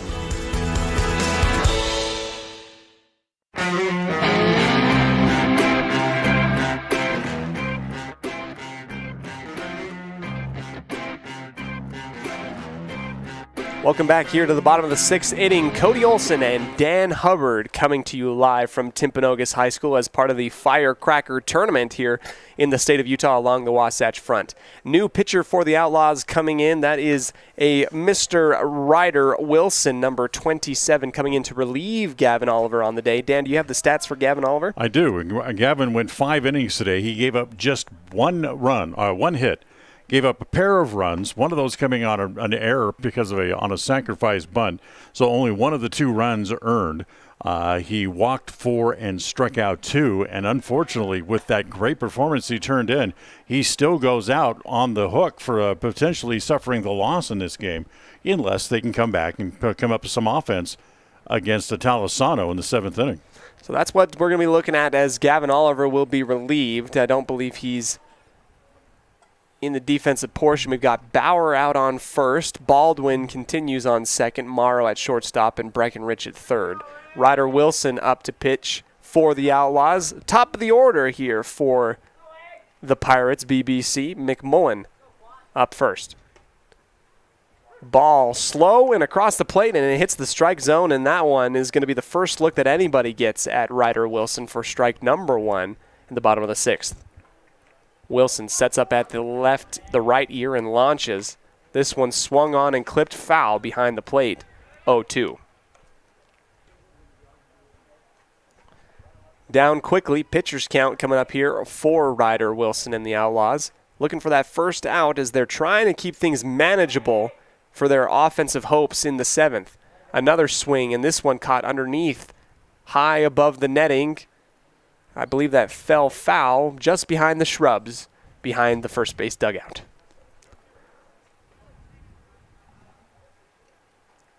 Holding that ball again at his right here, the lift and launch. Another foul. So Ryder Wilson throwing strikes right now, and currently McMullen trying to find a way to zero in on these pitches. The shortstop for the Pirates today, 0-2. Trying to find more balls as a couple different foul balls have gone disappearing. Our ump sets back up into position. Jackson Osborne is catching right now, and this one caught, goes screaming out to Braxton Bauer. He has to reach and dive for it, and Bauer cannot grab that in time as our pitcher had to run out to cover for him at first base. Safe, and McMullen gets the hit. One of a very rare few on the day for either team. Runner on first, no outs. What was going to be a possible quick out because of the foul balls and the strikes thrown early by Wilson. Now he comes and faces Rendon. Anderson on deck. Morrow in the hole. Ball taken and thrown by Jackson Osborne, trying to grab the stealing runner at second base, not in time. Runner advances from first to second. This is how the Pirates scored last time, advancing via stolen bases and a error by the Outlaws.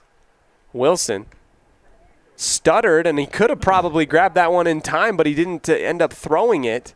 And that allows McMullen to go back to the bag in time as he had a big lead from second. Yeah, he was going.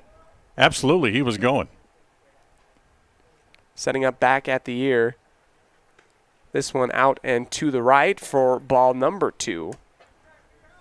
Rendon. Anderson right after him, and Morrow in the hole. Ryder Wilson having given up 1 hit on the day so far. Coming in to relieve Gavin Oliver. Runner goes to third, and Jackson Osborne will eat it. Advancement after 2 stolen bases, and I can't say it comes as a surprise to literally anybody in the ballpark right now. You have to make the man on the bases stop. That's your job as a pitcher. You have to be able to make him stop and hold him close enough to the bag where he can't just take the bag to where your catcher doesn't have a play. Ball scooped up low, as that is ball number 3. 3-0 count for Rendon, who's in the driver's seat in this battle against Ryder Wilson. Lift and launch, and this one caught. Line drive into center field, takes a 1-hop bounce, and that will advance the runner down and score. Pirates get up to 3 runs scored, and that advances. That is the no out. This is a RBI single from Rendon, bringing in home McMullen. My score bug keeps changing a little bit, and I'm not 100% sure why. Pirates up 3-0. Runner on first. Ryder Wilson having adopted the situation here. Runner goes from first to second, and this one not in time. Took a 1-hop bounce, and Morrow cannot go ahead and grab it in time. Bases stolen from first to second. I'm going to tell you why the Pirates are being so aggressive on the base paths right now. It's not to pad stats. It's not to get dirty. They want to have a lead of 4 runs or more going to the 7th inning. And that's very possible considering the success of the base running that they've had right now. Ryder Wilson again setting up. He's going to throw out to second base. Nobody there. Morrow able to be a backstop for that ball that goes across the bag. And the reason why that getting to that minimum of a 4-run lead is very simple. With the Outlaws coming up with one last at-bat chance to at least tie or win the game. Mm-hmm. Ball out to third, and now we've got a pickle going on between second and third. Morrow comes in, uses his speed, and tags him out. That's the first out of the inning. As the Pirates continue to be aggressive this time, the Outlaws were able to grab him in the act. And that's a caught stealing 2-5-6. And let me finish my thought. Absolutely. Is they want to be able to make sure, going to the top of the 7th inning, that they're in a situation where if Evanston would load the bases and hit a grand slam home run, it does not beat them. Mm-hmm. Given that circumstance, this one swung on, popped foul behind home plate. That's why you go out, you be a little bit extra aggressive late in the late innings. You build up that lead. You don't want to make it look like you're running up the score. You don't want to make it bigger than 5 runs if you can. But you want to make sure you lead by at least 4. Caught up and right on the first base line, Bauer comes up to grab that one, and that is the second out of the inning after a pop-up fly from Anderson. Morrow of the Pirates BBC rolls up here. Pirates score 1 run after 1 hit given up here. No. 2 hits given up here in the inning.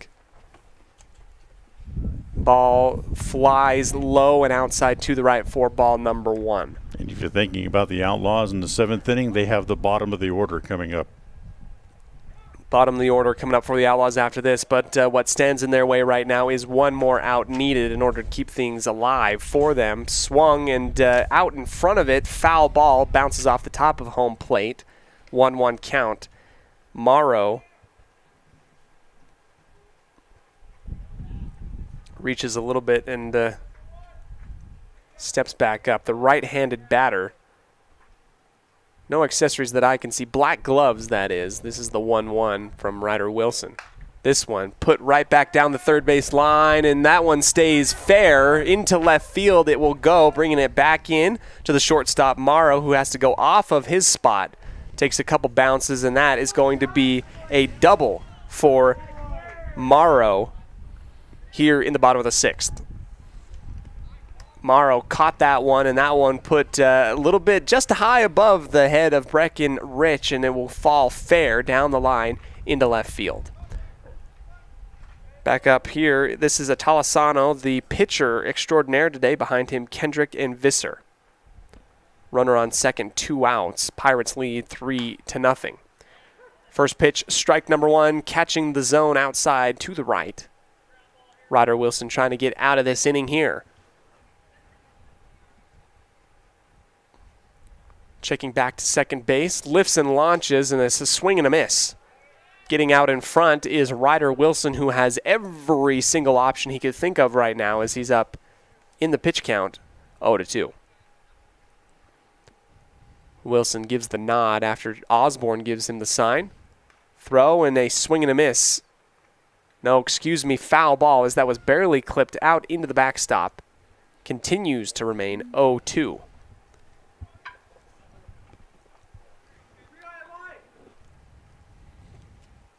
Wilson, hyper-focused on the runner, now checks back to second. Launching, and this one caught. One hop right to the pitcher and throwing out to first base. Bauer, who has to step back on the bag. Good for out number 3. So we're going to go ahead and get ready for the final inning. Can the Outlaws pull together some offense and get things tied up or take a lead here? We will see, and we'll give it back to Dan Hubbard right after this on a First Bank of Wyoming presentation of Outlaw Baseball here on MyLocalRadio.com. This presentation on MyLocalRadio.com is also brought to you in part by Hoover Chiropractic. With over 3 decades of experience, Dr. Todd Hoover can help you with all the chiropractic work you need, plus x-rays, blood work, a weight loss program, and can help you get rid of allergies and migraines. Dr. Todd Hoover with Hoover Chiropractic in Evanston.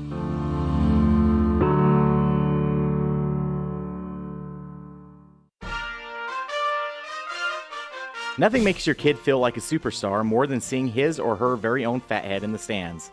Fathead car decals and yard signs are inexpensive and easy to get at Rocky Mountain Sign in Evanston. Whether it's for the big game or to cheer on the high school band, our children make us proud in so many ways. Show your pride today. Go Red Devils! West Star Printing and Rocky Mountain Sign, 243 7th Street, Evanston.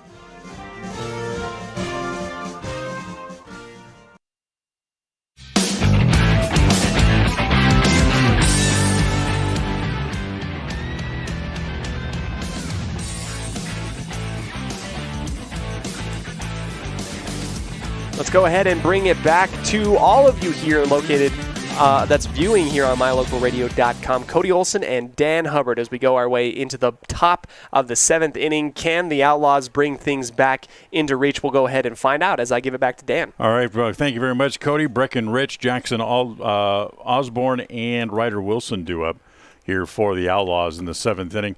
New pitcher here for the Pirates. It's Archibald. So Archibald comes in to pitch. I thought that was number 1. Is it number 1? That'd be Gabriel Kendrick. 7 and 1s look very familiar when you have camouflage all over your jerseys. So Kendrick here to pitch. Here as we go to the 7th. And the first pitch misses down low, ball 1. It's going to be strike one. He swung. Oh, they swing? Yep. Okay. So this corner, I have to try to peek around to see home plate. Right. The 0-1 on the way. Hit foul, and it's 0-2. Golly, geez, so quickly behind. So here's Breckenridge. Falls behind 0-2. It's only his second at-bat of the game as he grounded out his first time up. As he lines one into right field. But there's the second baseman waiting to come across and plug the hole and make the play for the first out. That looked promising off the bat. It did. So a line out to make the play. That's 14 in a row now retired by Pirate pitching. As here is Jackson Oliver. Oliver hit back to the pitcher his first time up. That's hit up the middle for a base hit. So Osborne singles, just the second hit of the game for Evanston. And with one out, they get a base runner on, and that'll bring up Ryder Wilson. Wilson, of course, who went in to pitch in the bottom of the sixth inning. Now with a chance to extend the inning, hopefully, and can get another man on base here for Evanston. If they can get one more man on base, that would bring the potential tying run to the plate here in the seventh inning, as that pitch swung on and missed, and it's 0-1. Wilson popped up his first time up. That was back in the third inning. Right-hander Kendrick ready again. The next pitch home, that's swung on and missed, and hit foul back to the screen. So a good outing for Italisano. 6 innings, gave up 1 hit, no runs. Walked 1 and struck out 9 in the game. Next pitch home, breaking pitch. That misses down low. 2 balls and a strike. So Kendrick, as he comes in to pick up here in the 7th inning with his team leading 3-0 in line for a save. That's Osborne away from first. Pitch home, popped up. In the infield, that's the first baseman coming over and in the middle of the grass, able to make the play. So Wilson pops up for the second time today, this one to the first baseman, and with 1 out.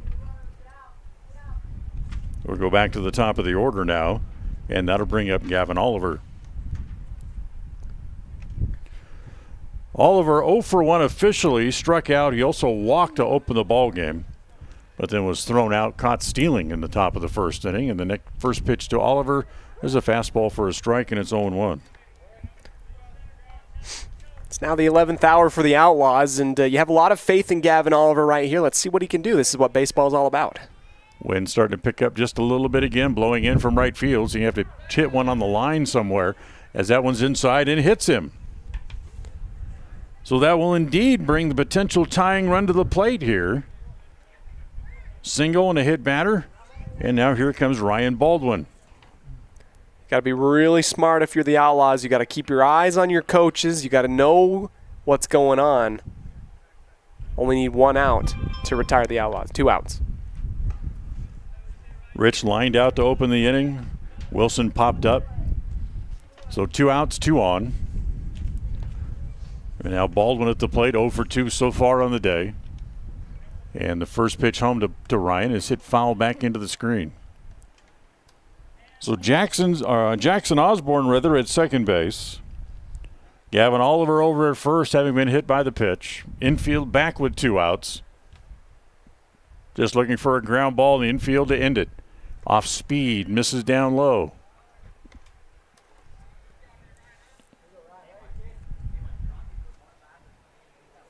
Outfield also straight away. The center fielder, Olsen, a little shallow and shaded toward left center. That pitch over for a strike.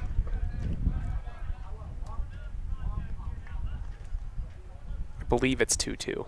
I do as well. So potentially Evanston down to their last strike here as that pitch is lined. One hopper to the shortstop. He'll go the short way, get the force out, and the inning and the ball game are over as Baldwin hits into the force play.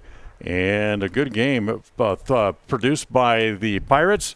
Great game pitched by Italisano as he comes up with the win here this afternoon as the Outlaws get shut out by the final score of 3-0. No runs, a hit, and 2 left here in the top of the 7th inning. Take a timeout. We'll come back with a post-game show coming up right after this on this First Bank of Wyoming presentation of Outlaw Baseball on mylocalradio.com. Everyone is looking for a great dining experience in Evanston, Wyoming. Hi, I'm Chef Wayne, an international executive chef, and I want to welcome you to Martinelli's Cafe and Dinner Club. We offer lunch, dinner, carry-out, and delivery services. We also offer custom catering options to fit all of your needs. We are proud to prepare fresh food daily. It is our mission to make you feel like a guest in our home when you dine with us. I look forward to seeing you soon at Martinelli's Cafe and Dinner Club at 123 10th Street in historic downtown Evanston. Now you've got a safe and secure place to store your boat, RV, ATVs, and other vehicles right in town. T-Bar Body Shop offers storage for just $35 per month. Long and short-term storage options are available. Of course, T-Bar Body Shop also offers custom bodywork when you have an accident. We work with your insurance directly and get the job done right. T-Bar Body Shop offers a wide range of services. Stop in today and see all the ways T-Bar can serve you. 515 County Road, Evanston. Let T-Bar fix your car. Folks have many reasons to visit Casper, Wyoming every year, whether it's work, high school sports and activities, a romantic getaway, or business meetings. The best place to stay when you're in Casper is the Come On In Hotel and Suites. A beautiful log hotel offers 5 hot tubs, a pool, fitness center, and a fabulous indoor atrium. You can also reserve meeting rooms for your next event, and each stay includes an extended continental breakfast. Reserve your rooms today at the Come On In Hotel and Suites in Casper, Wyoming. Call 307-472-6300.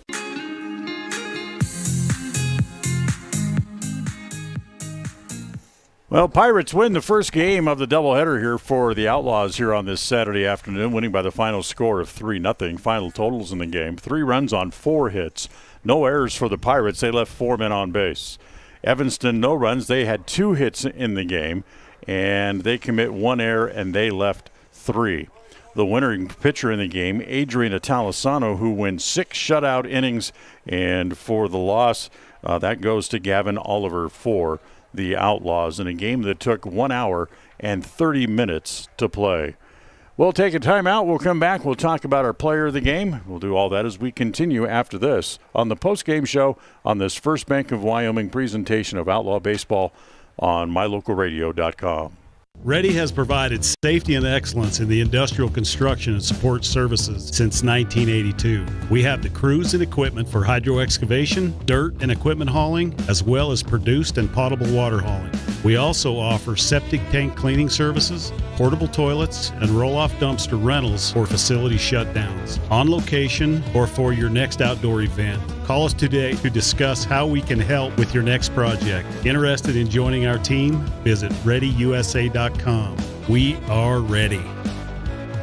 Wyoming is unique. When it comes to high school sports, we might travel 6 hours to a game, but when we get there, we know the other team, their parents, and the coaches. Wyoming is like one small town with really long streets. When your travels take you to Evanston, always stay with your friends at the Best Western Dunmar Inn. Clean, comfortable rooms, a restaurant serving healthy, delicious food, and breakfast is always included. If you're bringing the team or following the team, stay with us every time you're in Evanston. The Best Western Dunmar Inn. Evanston and Horizon High School students, start your college career now. Challenge yourself. Gain skills and confidence to help you succeed while taking credits toward the degree you want. Take Western courses for free while attending high school. Courses are paid for by Uinta BOCES No. 1. What are you waiting for? For more information, call 789-5742 or email info@uintaeducation.org.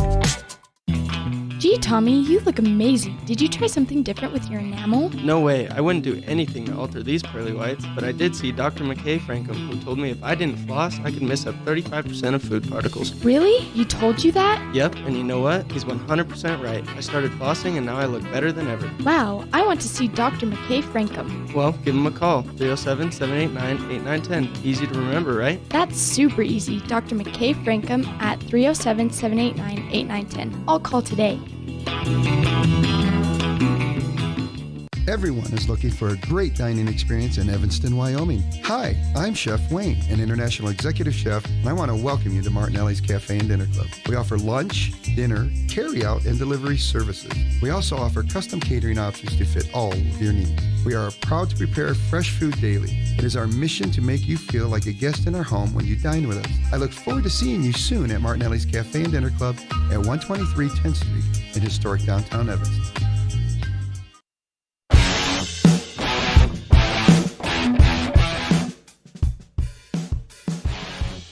All right, welcome back to the postgame show as the Pirates beat the Outlaws 3-0. Time for the Freaky Fast recap brought to you by Jimmy John's. Jimmy John's, 113 Front Street, where fast meets fresh. Let's talk about the game. There's just 3 runs scored, 2 of them coming in the bottom of the second inning. With 1 out, Gabriel Kendrick singled. That was followed by a sacrifice bunt in which the Evanston Outlaws committed an error on the throw to first base. That put runners at second and third, and eventually both runners would come home and score to give the Pirates a 2-0 lead. It stayed that way until the bottom of the 6th when Adrian McMullen led off with a single, stole second, stole third, and then came home on the RBI single by Cameron Roden to make it 3-0. And that's the way the game ended. And that's your Freaky Fast recap. Brought to you by Jimmy John's, 113 Front Street, where fast meets fresh. All right, Dan. Well, our final segment here on the post-game show today is time for our Dr. McKay Frankum Precision Play of the Game. Go ahead and find Dr. McKay Frankum providing precision family dentistry at affordable prices at 307-789-10 as we are here going to be giving the player of the game. We're going to give the nod to both pitchers today, Dan, as Talasano was fantastic for the Pirates today. You can't help but just tip your cap to somebody who does such a great job like that today. Gavin Oliver, who led off for pitching today, also did a fantastic job. Gave up only 1 hit and a pair of runs, 1 off of an error today. So pitching was very impressive for both sides. That is our Dr. McKay Frankum Precision Play of the Game and our Players of the Game, brought to you by Dr. McKay Frankum DDS.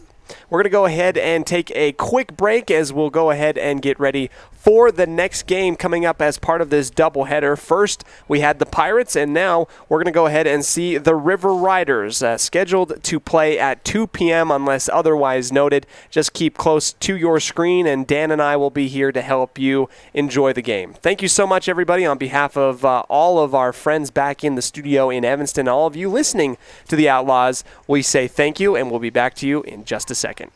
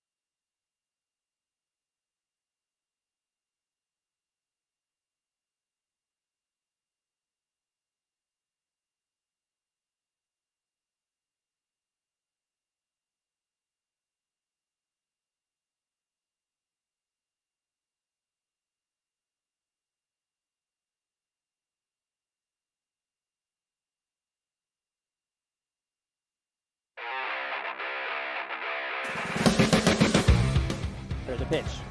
That one in the zone! Outlaws win! Outlaws win!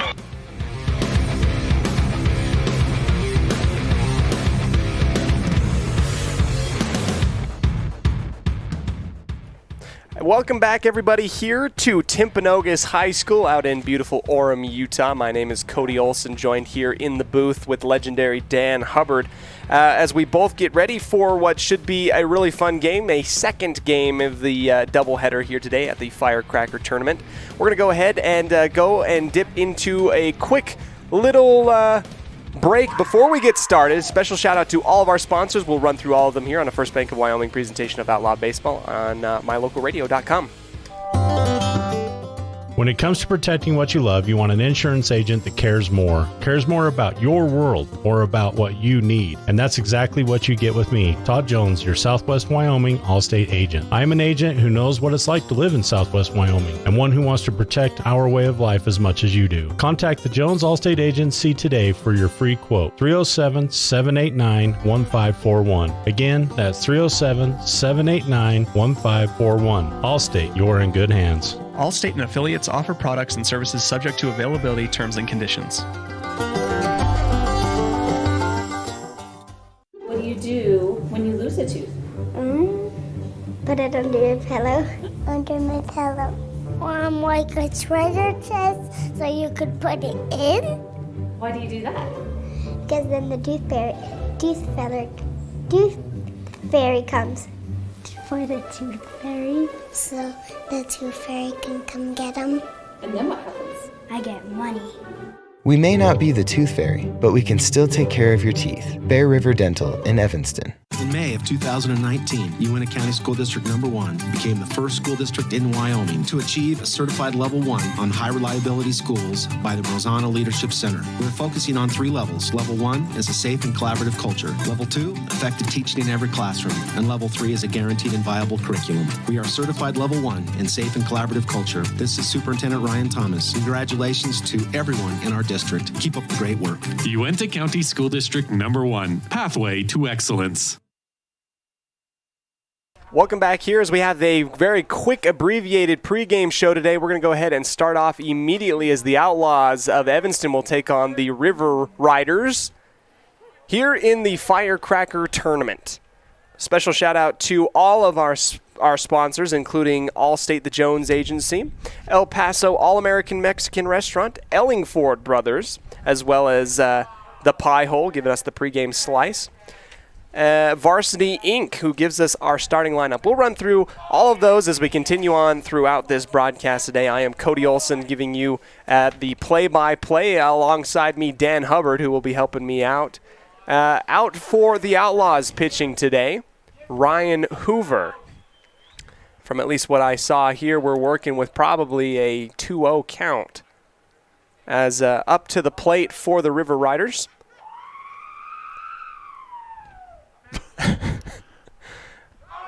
Hit him on the backside. That third pitch hit the backside here of first name Ian, second baseman for the River Riders. So Ian goes out to first base after getting the bean ball. Yeah, unfortunately, not able to get the last name for the players for the River Riders, but at least we have their first names so we can identify them. Yeah, we're going to be working very familiar with the River Riders today, who I believe played earlier against Timpanogos before the Outlaws played. Runner, this is Ian taking all the way out to second base. That ball was dropped by Hank Allred. Uncharacteristic drop, and so we have a runner out on second base for the River Riders. Batting up here for the River Riders, Blake, followed behind him Riley and Aiden. Swinging, golfing, and going foul behind the home plate. 1-1 count as I'm trying to get my bearings here. Gavin Oliver out there as well for the Outlaws. Starting pitcher Ryan Hoover, he's going to be pitching to Hank Allred. Our catcher today, Braxton Bauer out on first. This one swung and caught high into center left field, right in the gap, and it's going to find its gap there. Fall fair. Ball goes screaming in, and Breckenridge holds the runner on third. A double for Blake, and that is 2 runners in scoring position. Second and third, and new batter coming up for the River Riders. This is Riley, the pitcher for Team Black today. Ryan Hoover setting at the belly button and lifting and launching. This one caught on the first one, hopping over to Breckenridge, who fumbles it and has to get it out, not in time, and eats it. That's going to be an RBI single to start off the game here for the River Riders. Runners on first and second. Pitcher Riley finds his way out to first. And the River Riders will score first. They're going to go up 1-0. No outs currently for the Outlaw defense, who were very, very stellar in the first game against the Pirates. Another pitch, and this one caught into shallow left field. One hop into the arms of our left fielder Wilson. Holding that one is Cohen Morrow. And that's going to be another one. Bases loaded. And that's an RBI single. No runs on that one. No runs on that one. I'm getting very messed up. Good thing we have Dan here as an extra set of eyes. Everybody just moved up one base. Bases loaded. No outs. Ryan Hoover. This one high at the chin of our batter here. Fourth one down the line. This is Aiden. No, this is KJ. This is the fifth batter up. KJ, who has the wrong number, and he grabs that one and goes into shallow left field. Takes a couple hops and gets back into third baseman Breckenridge. Now that is an RBI single. And that moves everybody. Bases still loaded. 2-0 is the score for the River Riders. Off to a hot start here at the top of the first.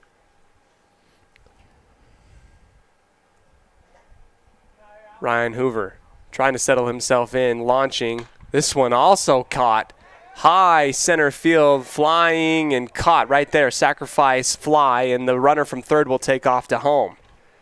Sacrifice pop fly, and that brings in the third score for the River Riders. That was the first out, I believe, of the inning. Correct. As feels like we're going at 1,000 miles an hour right now. Dan, I got to slow things down. The River Riders did exactly we talked about what the Outlaws did yesterday afternoon. They're coming out with their first pitch swinging. Just about every hitter, and that's. We just get confirmation as well from our producer back in the studio, Sean Handel, that we are indeed on 99.1 out of Evanston right now, Dan. So we are over the airwaves. We thank you all for joining us here. This one swung and lined over the dugout down the first base line of the Outlaws for foul number 1 and strike number 1 as well. Runners on first and second. Shout out to all of our listeners out in the Evanston area. The Outlaws right now currently down 3-0 at the top of the first. 1 out. Runners on first and second. 0-1 count right here, and we're going to go ahead and take a quick breather off the mound, and Hank Allred is going to come out and meet Ryan Hoover as quickly the River Riders will go scoring early and often in this game. If you weren't with us earlier, Evanston came up on the short end of a great game. That they lost 3-0, but a well pitched from both sides. Only a total of the 3 runs and 6 hits complete in the game. Submarine pitch, and that one just lobbed up over the top of the pitcher in the infield. A little scoop up and over to first base in time for out number 2. That is a 4-3 ground out for number 10 of Team Black. That's Cal, our third baseman. So, runners advanced. Second and third they are on now. 3-0, and that first pitch out and to the left. Hank Allred grabs that one. Good stop by Hank.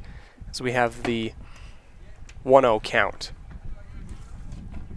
Right now it seems like heat and fire coming off of the bat for the River Riders currently right now, early on in the top of the first.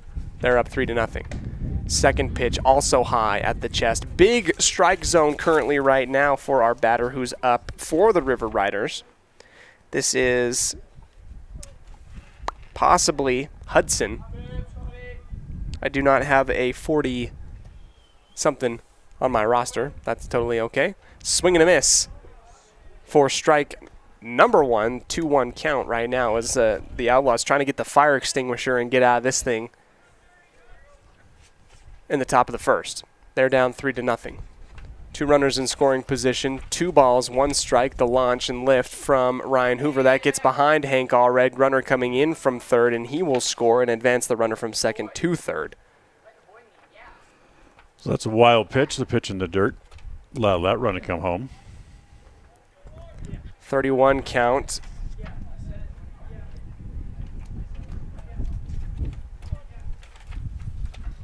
The Outlaws in their all whites, blue accents, and opposite to them, the River Riders rocking black. Different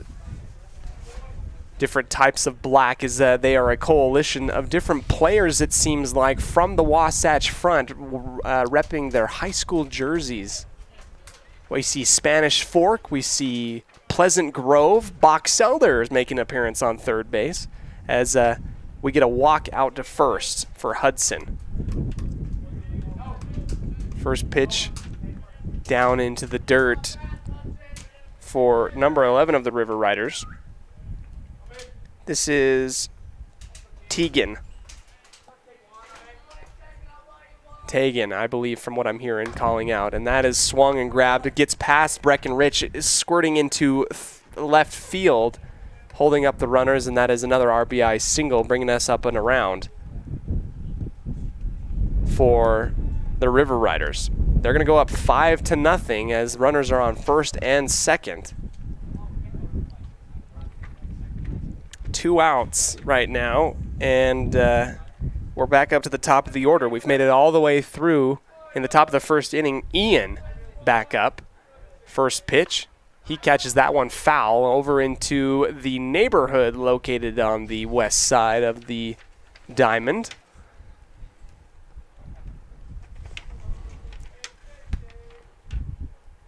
Ryan Hoover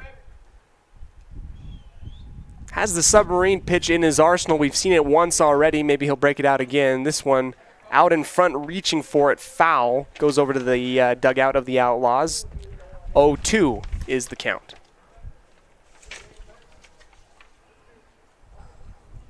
And Dan, I believe that this team is just a coalition of different players that have come together to play in this tournament, trying to get some things together. Off-season baseball for them.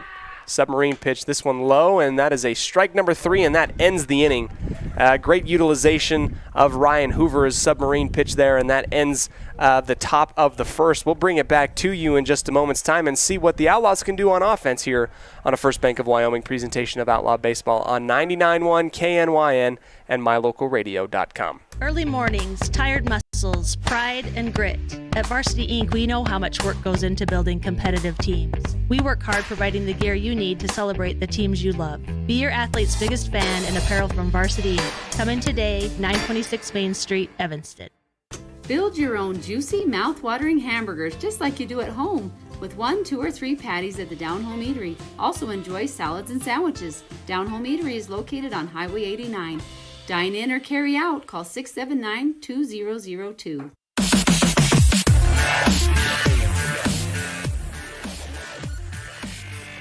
We welcome you back out here to Timpanogos High School. After the top of the first inning, the River Riders go up 5 runs after getting bat on ball a majority, quite a few times, Dan. You're the one keeping stats, but I see you frantically going back and forth as that was a blazing fast top of the first. Yeah, that was first ball swinging, just being real aggressive there in the top of the first inning against Ryan Hoover, and a lot of the balls they hit were squared up pretty well, and it paid off for him. 5 runs on 4 hits.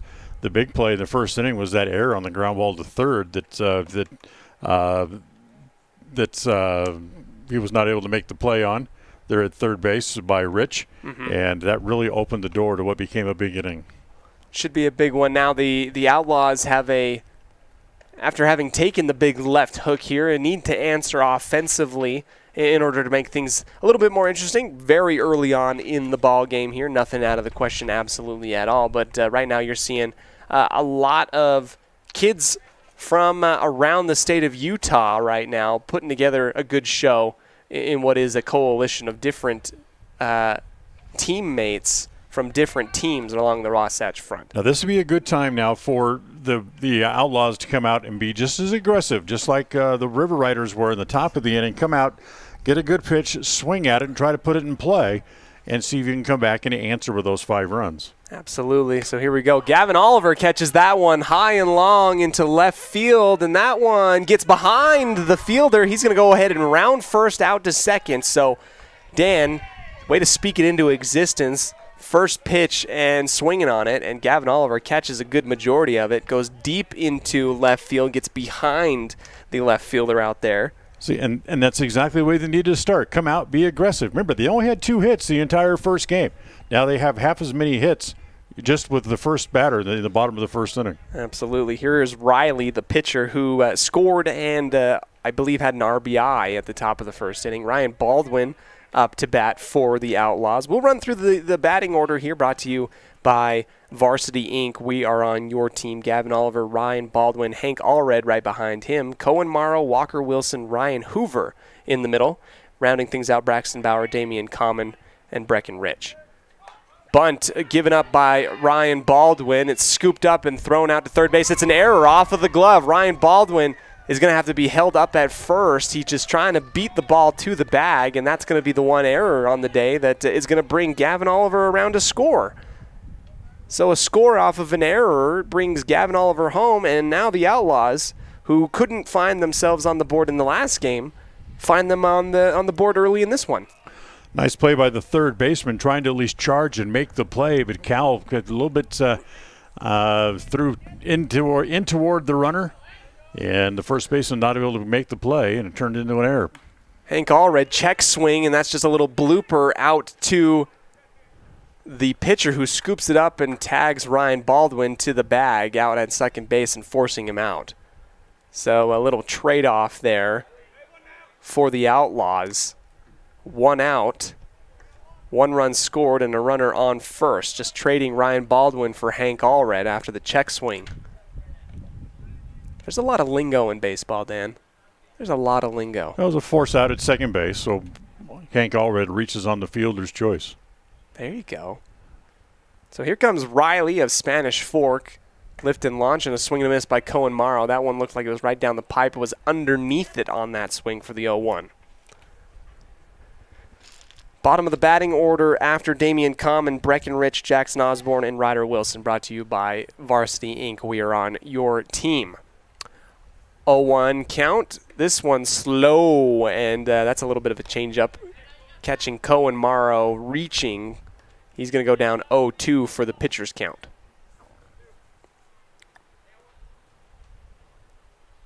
Riley of Spanish Fork behind his back, sets up at his waist and launches with the right hand, goes high, and it's caught off the top of the bat, foul by Cohen Morrow, remaining 0-2. Hank Allred, I've been watching him here. It looks as though he's playing a little bit conservative. No sign given by anybody here on the near side. Hank Allred, not even off the bag until the pitcher is setting up. So, well, down 5. You don't want to be crazy. Don't want to be crazy. You don't want to run yourself out of an inning. Ball 1 high after Spanish Fork's Riley launches that one up at the helmet of Cohen Morrow. The 1-2 caught, and that's a grounder out to the shortstop, and that one's off of the glove for an error off of the second baseman. It was going to be in time, but Hank Allred finds himself safe at home. So, Dan, we've seen 2 errors that have allowed Evanston to advance runners and keep the inning alive. Yep. First an error by the third baseman. This one will go against the second baseman, Ian, who just simply didn't just watch the ball into his glove, had a clank off his glove, and both runners will be safe at their bags. Runners on first and second. That's Hank Allred and Cohen Morrow, respectively. Behind him, Walker Wilson outfielder for the Outlaws, trying to bring these boys home. Lift out and a pitch outside for ball number 1. 1 out, 2 runners on. Evanston trying to counter the offensive firepower early on from the River Riders. Second pitch, high above the head of Wilson for ball number 2. Sun, having reached its peak just moments ago, probably at the beginning of the game, is now on the downward trajectory as we've hit the midway point of the day. Pitch number 3 from Riley. That's a swing and a miss by Walker Wilson. He wanted it, and he's going to pay for it with the strike.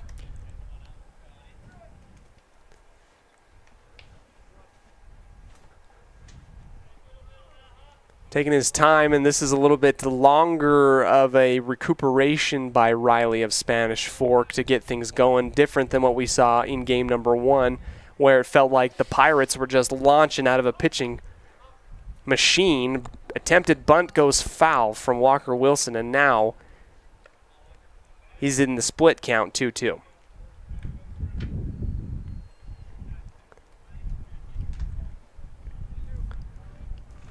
Excellent speed runners, very strong members out on the bag right now. You definitely want to advance these guys into scoring position in Hank Allred and Cohen Morrow.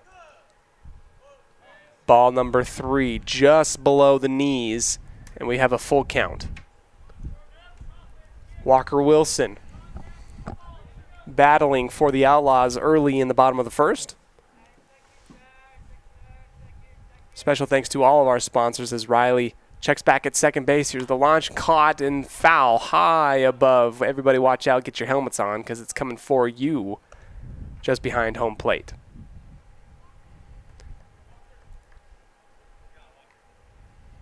It's interesting to note, Evanston's come out and has been aggressive in the swinging, and now they're getting quite a few more bats on ball right now, Dan, and I think it's paying off for them. They're trying to bring some people home. Pitcher wary of second base looks back and now will pitch and throw, and that's ball number 4 for a walk. Bases loaded coming up for the Outlaws with 1 out. You find yourself lucky you have a couple different options here. Ryan Hoover comes up to the bat. 3 runners on the bag for the Outlaws. Putting the sweat and the heat on is Riley of Spanish Fork. The first pitch here for Ryan Hoover. Strike number 1, and that is just at the knees inside the zone, 0-1. Ryan Hoover, the pitcher for the Outlaws on the day. Took the heat early on from the offense of the River Riders. Number 2, and this one clipped over the top of the third baseman, out to third, into left field. Runners rounding third, and that one off of the glove. And here we go. They're going to get tagged out at third, but not before a scorer comes in for the Outlaws. So that is a 2 runs. 2 runs home. 2 runs home for the Outlaws. You got to have like 20 different heads on, seeing 20 different things. Wilson gets tagged out at third because he thought that ball was going to be going into home plate to try and beat Hank Allred, which was in front of him. But instead, it gets caught up in the infield, and that's an easy tag out at third. So 2 outs, runner on first. Strike number 1, Braxton Bauer watches that one go a little low. Evanston trails 3-5 to the River Raiders. I want to say River Raiders, but that's not correct. River Riders. Pitch number 2, this one high above the helmet of Braxton Bauer, 1-1. So Ryan Hoover with the 2 RBI single. Just barely. Braxton Bauer reaching on that one, fouls it towards his back behind himself down the third base line. 1-2 count. Evanston exhibiting some offensive prowess of their own as they're trying to go toe-to-toe with the River Riders. The pitch swung at high off of the bat, foul into the backstop.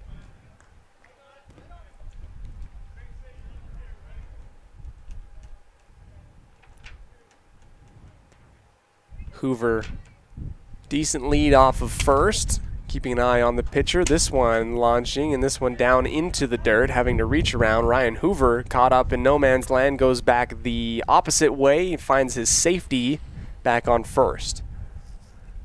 1-1.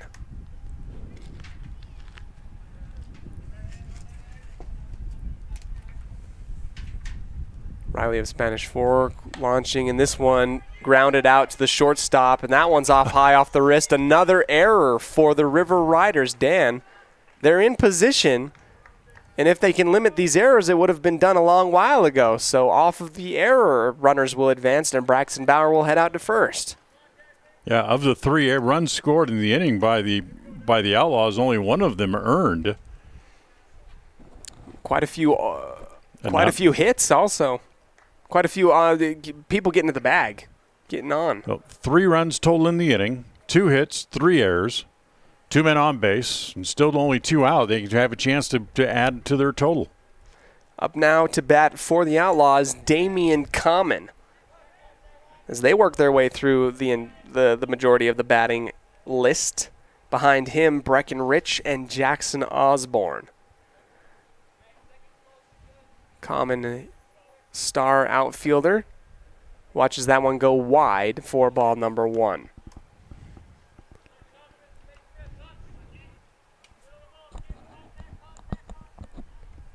Bauer far off of the bag. Behind him, Ryan Hoover, giving Riley of Spanish Fork something to look at. Number 9, red shoes, lifting and launching, easy one, and that one called. I'm not sure that was no pitch. I think the batter asked for timeout. The umpire gave him timeout. Is really a kind of a strange, funky delivery by the pitcher, and the umpire was not behind home plate. No, he was not. So this is the second pitch, I'm sure, and Damian Common drives that one just foul. Just foul. Couple inches to the inside. Yeah, that would have plated one, maybe both runners. Foul number 1. So we got 1-1 here, considering, or at least guessing that the last pitch before that was no count. Damian Common getting his bead on the ball. Launching right in front of home plate. Foul ball. Excuse me, ball. My brain's a little funky right now. 2-1 is the count. Damian Common, American type sleeves as well. This is the red, white, and blue digital camo. He swings, and that one is a miss. 2-2. That one out, and that caught Ryan Hoover off guard. Ryan Hoover gets it tagged out at second as the catcher for the River Riders throws that thing across the diamond all the way in time for out number 3. That is the first inning.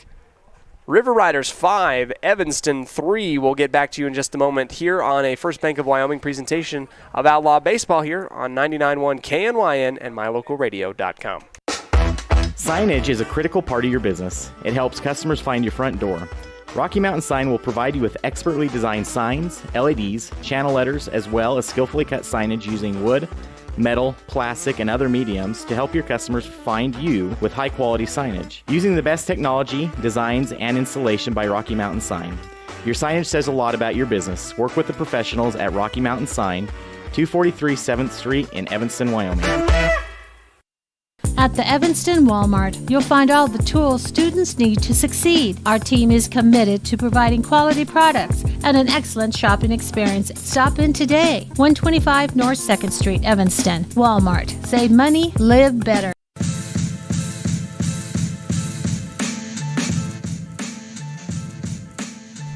Welcome back here to the top of the second inning. Second time we will see the offense for the River Riders, who went off for 5 runs scored early on. We made it through the entirety of the batting order here, and the first one up we are going to see for Team Black will be number 23 center fielder Blake of Riverton.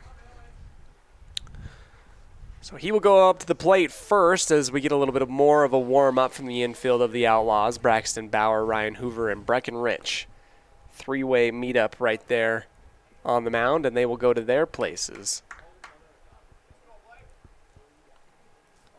Here comes Blake of Riverton for the River Riders.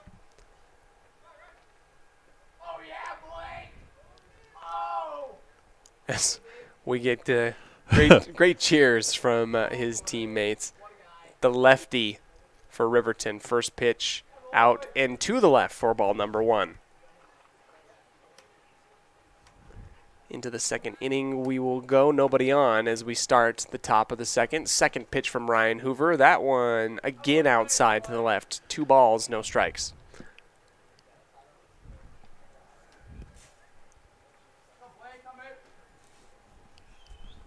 Hoover overhand, and that one reversing sides of the box, but this one finding its way inside for strike number 1. 2-1 count. Walker Wilson over in the bullpen getting loose for the Outlaws.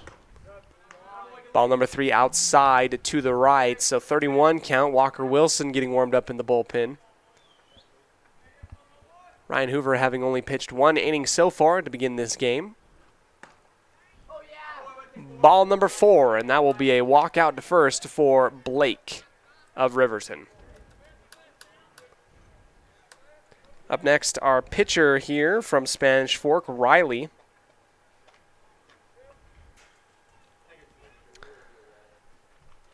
Right-handed hitter. Elbow guard on his left arm. Red cleats. Runner on first. Runner goes, and Jackson Osborne will throw all the way across. He gets behind our second baseman into center field. And that is a 2-base advance after the error. Stolen base. Error against the catcher for the bad throw. They'll bounce past the fielder into center field. That is what we're looking at. So runner on third and quickly into position to score. Gavin Oliver out there on second, who couldn't time the hop right in front of the bag. Riley of Spanish Fork grabs that one, diving. Breckenridge gets behind him, and that goes all the way through. That's going to be an RBI single, no-out RBI single for our Spanish Fork product. 1 run comes in for the River Riders, 6-3. This is the 4th game of the tournament here in 2 days for Evanston, so they're getting to the point again where they're starting to get a little shallow on pitching. You're getting down to those last few guys to throw for you. Runner takes off from first out to second, and he makes it in time. Another stolen bag for the River Riders. And the River Riders just looking to be as aggressive as possible. Trying to lay it on early here in the top of the second. Their 3rd stolen base in an inning plus. Up to bat for the River Riders. The hip check. Waiting to launch that thing into the stratosphere, but holding up. I believe, was that a strike? I believe it's 1-1. Number 8, Aiden of the River Riders. Ball number 2, low. And you're right, Dan. You're reaching and you're trying to get everybody involved right now to get through this 4th game in 2 days. Your pitching staff going through pretty quick. Ball number 3 inside, having to jump out of the box is Aiden. There's a giant T on his chest. When you get down to the last game or two, it's imperative that the starter go deep into the game because you don't have much of a bullpen left. Strike. Full count coming up for Ryan Hoover versus Aiden of the River Riders. Runner on second. No outs here at the top of the second inning. Everyone's going to need to pull their weight for the Outlaws. Here's the 3-2. Caught, and this one goes chopping, just squeaking down the first base line, and just in time to scoop that one up out to first for out number 1. That's a 1-3 little, what would you consider that, Dan? I'm still learning the lingo. It just chops over. Just a little chopper in the infield. There you go. 1 out, and that advances the runner from second to third. Our pitcher for the River Riders in scoring position. Team Black up 6-3 over the Evanston Outlaws, who dropped their game earlier today to Pirates BBC of Magna, Utah. First pitch down and low into the dirt, right side. Up to bat here for the River Riders.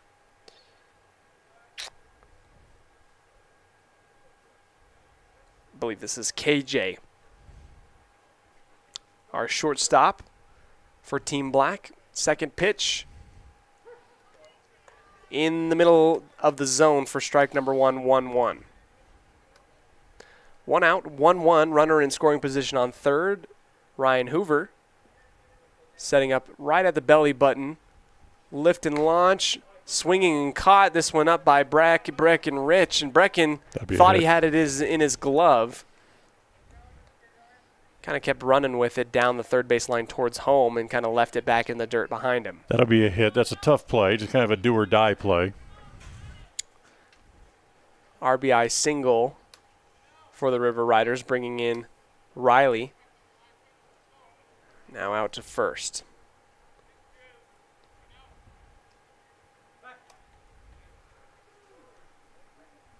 Left-handed batter here for the River Riders of Spanish Fork as well. This is number 45, Alex. First pitch from Hoover. Up at the chest region, too high for the liking of our umpire for ball number 1.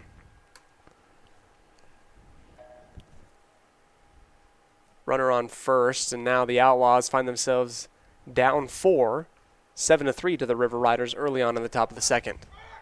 Runner takes off from first, and Jackson Osborne will wing it out there. Having to come up all the way to it is Cohen Morrow from the shortstop position. That goes off of his glove, and he'll make it in time for a safe steal. 4th one of the day, or 5th one of the day? 4th stolen base, 3rd of the inning.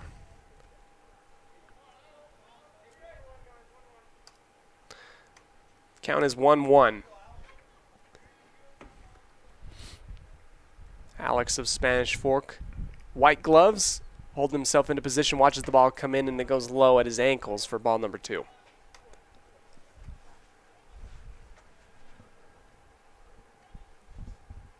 Wind has kind of changed a little bit throughout the entirety of the day. It's now coming across from right field, across the face into the third base dugout from south to north.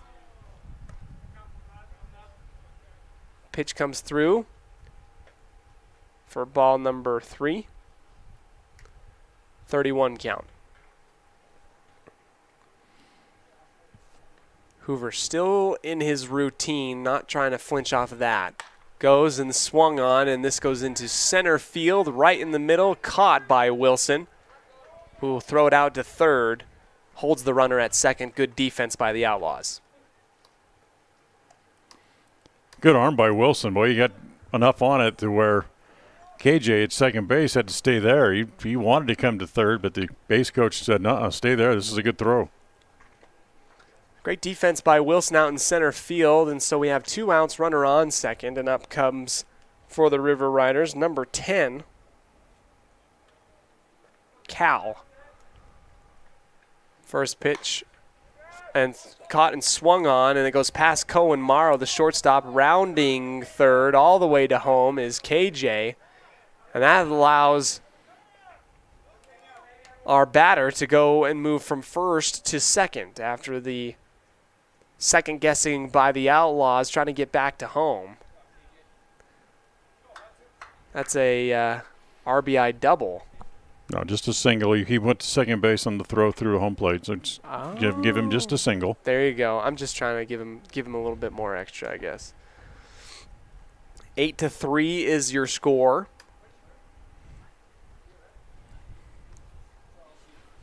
Ryan Hoover, submarine, right down the middle. That's a great one. I love that. I love having that in your arsenal for Ryan Hoover, who goes up 0-1 in the pitch count.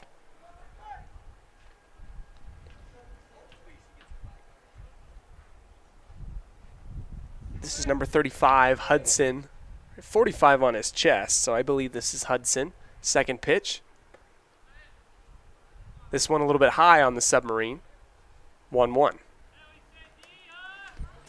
That's a pretty good pitch to throw to a left-handed hitter because as a right-handed pitcher, when you throw that, it's going to want to tend to break away from the left-handed hitters.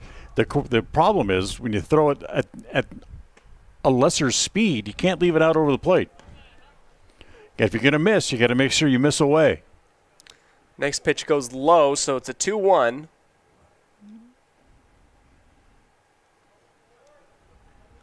Ryan Hoover going back-to-back submarine pitches here. This time overhand, and this one swung on and missed. 2-2 count for Hudson of the River Riders. It's a nice pitch to have because it changes the look, the eye level for the hitter where he has to pick the ball up at, but don't fall in love with it because you can't throw it hard enough. The 2-2. This one swung on, caught foul behind home plate, up above the cage, the netting. Will remain 2-2.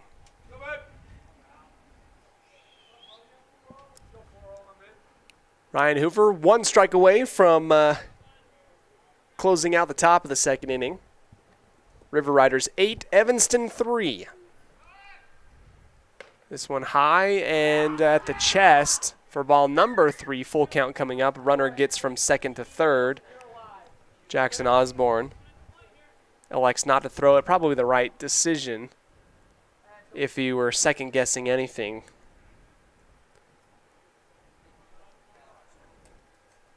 Ryan Hoover, the 3-2.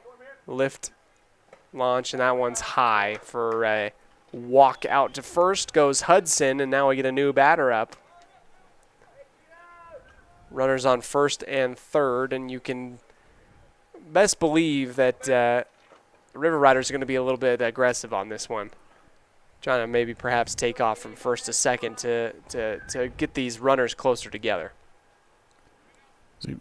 We talked about the lead in the first game. Look at the lead. The front foot is well out past that cut of the grass, and there he goes. Jackson Osborne throwing, and that one gets behind Cohen Morrow, and that will let the runner on third bring it around to score. 9-3 in favor of the River Riders. Hudson finds his way out to second base, so everybody advances one. See, those are the little things that as a pitcher you need to notice. You also have to have help from your catcher and even your first baseman. That he has that kind of a lead, you have to have some sort of a signal to make the pitcher go over to first. Submarine, that one caught into the hole of the center field, and diving for it is safe. That goes off of the glove, and that brings home Hudson from second base, bringing the score up to 9 for the River Riders.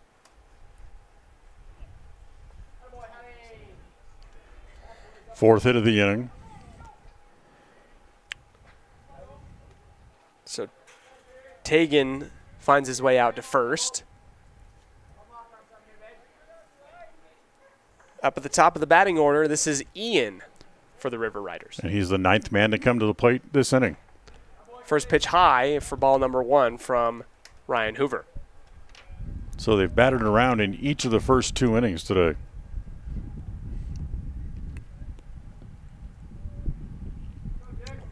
What defense was in the first game, we're seeing offensively in the second game. Submarine high and grabbed by Jackson Osborne. And like that, Dan, you saw out on first base a huge lead.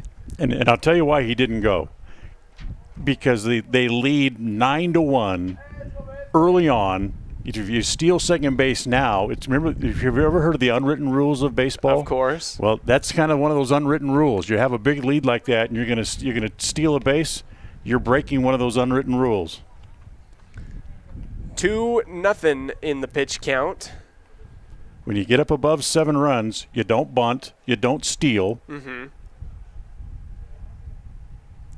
Currently a 7-run buffer between these two teams. There he goes anyway.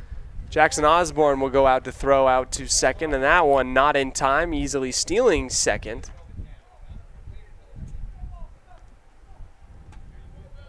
Is Tegan of Spanish Fork. Actually, that would not be a steal. That would just be ball 4. Ball 4. As Ian walked and went down to first base. So even though he was running on the pitch, it was ball 4. So first pitch coming up here on the new batter. Sidearm all the way down and out of the zone for ball number 1. This is second on the batting order list, number 23, Blake of Riverton, center fielder for the River Riders. So before he says, well, you just talked about Blake breaking the unwritten rules. It was a 3-2 pitch with a base with 2 outs, so he had to run anyway. There you go.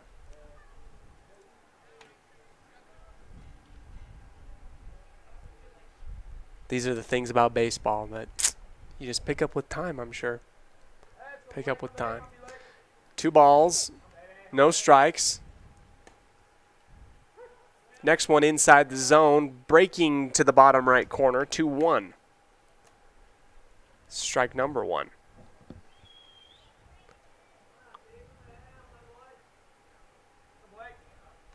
Ryan Hoover back at the belly button. Lifts. This one swung out in front. Hopper out to Braxton Bauer, who just steps on the bag on first base, and that will finally be the 3rd out of the inning. That will bring it all the way around. River Riders 10, Evanston 3. We'll come back and hear more from Dan Hubbard in a second here on a First Bank of Wyoming presentation of Outlaw Baseball on 99.1 KNYN and mylocalradio.com. This is Colt Hamilton with Rocky Mountain Yeti Evanston. I'm excited to announce our new Legendary Leadership Award. Each month we are going to be giving away $1,000 to a local legendary leader. We need your nominations. We want to start giving back to people that have stepped up to keep our community thriving. Nominate anyone from leaders among our schools, healthcare workers, first responders, and so on. Who do you know that has made an impact in our community? Together, let's recognize and reward people that have made a difference in your lives. Email me your nominations at leaders@RockyMountainYetiEvanston.com or click the link below. Again, that's leaders@RockyMountainYetiEvanston.com. Whether you're a high school student or a community member looking for change, let Uinta BOCES #1 and Western Evanston Outreach help you get started. Career opportunities await you when you further your education. Programs include workforce training, college credit for high school students, and college and career readiness. What are you waiting for? Find your passion. Enroll today. Call 789-5742 or email info@uintaeducation.org. At this point, welcome back here to the game between the River Riders and the Evanston Outlaws here. Baseball at Timpanogos High School here in Orem, Utah, part of the Firecracker tournament.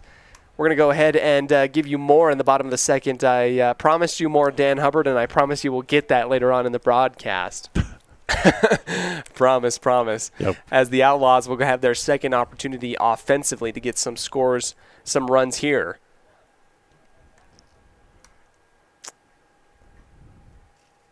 First up here, Damian Common of the Outlaws facing Riley of Spanish Fork. First one out breaking, and that one's inside for strike number 1. You made the comment coming back from the commercial break that we were in the 5th inning by this point in the first game. Yes. Well, we're 45 minutes in. Yeah, you're right. We were in the 5th or 6th inning after an hour. It's true. Common tops that one foul high above into the bullpen of the Outlaws for strike number 2, 0-2. Coming up for Damian Common. And here in this game, we're only in the bottom of the 2nd inning, 45 minutes in. It's amazing how baseball, it's just different. It's a different game, a completely different game than what we saw just a little while ago. Now, the pitcher just dropped the ball and jogged off the mound, Riley, into the dugout. Mm-hmm. Not sure if he needs to get rid of something, adjust something, or if he's hurt himself. But either maybe he's changing his shoes. That's the difference between that carpeting, that all-purpose carpet that's on the mound and around home plate. If you don't have the right cleats on, you slip. And so generally, a pitcher, even though they don't like you to have spikes on that carpet because you'll cut it up and wear it out faster, generally pitchers will still wear spikes because it's imperative for them to have good balance and not slipping either on the push-off or on the landing, but looking at his shoes, he's like changed to just tennis shoes. He's got flats on right now. Yeah, he's just got a tennis shoe. It's not even a rubber-soled cleat, but he's certainly not wearing spikes. He's like put on just his running jogging shoes. Yeah, just his running and jogging shoes. So it'd be interesting to see what kind of grip he has out on there with these shoes on. Wasting no time. Here's the 0-2. Right down the middle. So it looked good. I mean, Damian Common caught the very tip of it. It goes foul behind the plate. A lot of places have gone to using this all-purpose carpet like this. Right. The pitch. Outside and to the left for ball number 1. Originally developed and installed in the Astrodome back in the mid-'60s in Houston. Mm-hmm. How it originally became known as AstroTurf. Originally built designed and manufactured by the Monsanto company. And a lot of places and a lot of schools have gone to this. In fact, and I know, don't cringe when I mention this. Uh-oh, Dan. This one caught and chopped down to the third baseman, and that be a foul ball off his foot. Foul off of the toe of Damian Common, and he's not loving that right now. But the baseball field, just a few miles from here, over where the Y is on the side of the mountain, their entire field is made up of this AstroTurf, the sport turf. Both infield, outfield, the running pass, pitcher's mound, round home plate, and when they put it in, they put in heating elements underneath the field. So when it does snow, all you have to do is just turn on the heaters and it'll actually begin to melt the snow. Wow. Well, that's nice to have that. I imagine it has an effect on the ball when it's skipping across AstroTurf instead of grass, does it not? A little bit. Once it takes the second bounce, usually has some overspin on it, and it kind of tends to explode. So as an infielder, you have to be ready for that second bounce. The 2-2 swung on and clipped foul again. Damian Common standing in the box after just bouncing that thing off his left toe just moments ago. Real stud standing in there, and that one low. So now we have a full count. Quite a few pitches thrown just in this battle with Damian Common. First one up for the Outlaws. Trying to match the firepower in the offense of the River Riders. Common swings that one, and that one rolls down the third base line. Foul. Right past our third base coach, Todd Hoover, who on the year has had some athletic plays himself. Our second inning today brought to you by Brandon Day with Edward Jones. Swing and a miss finally, and after that long battle, Damian Common will have to come up empty-handed on that one. First out of the inning. He'll go ahead and take a seat swinging. First strikeout for Riley here in the game. Brings up Breckenridge, number 9 in the batting order here. Rich swings on that ball, and that one took a dive right at the very end. He caught nothing but air for strike number 1. Good pitch. Spanish Forks Riley pitches this one again, and that one he gets twice on. Breckenridge trying to get a beat on that one. Has a little bit of just a little fist pump. He's got it, and he's getting some good encouragement from third base coach Todd Hoover. The third pitch right here, and that one dropping it. Here goes Breckenridge out to third. A dropped third strike. Am I right? That'll be a strikeout wild pitch. Strikeout wild pitch. Imagine that.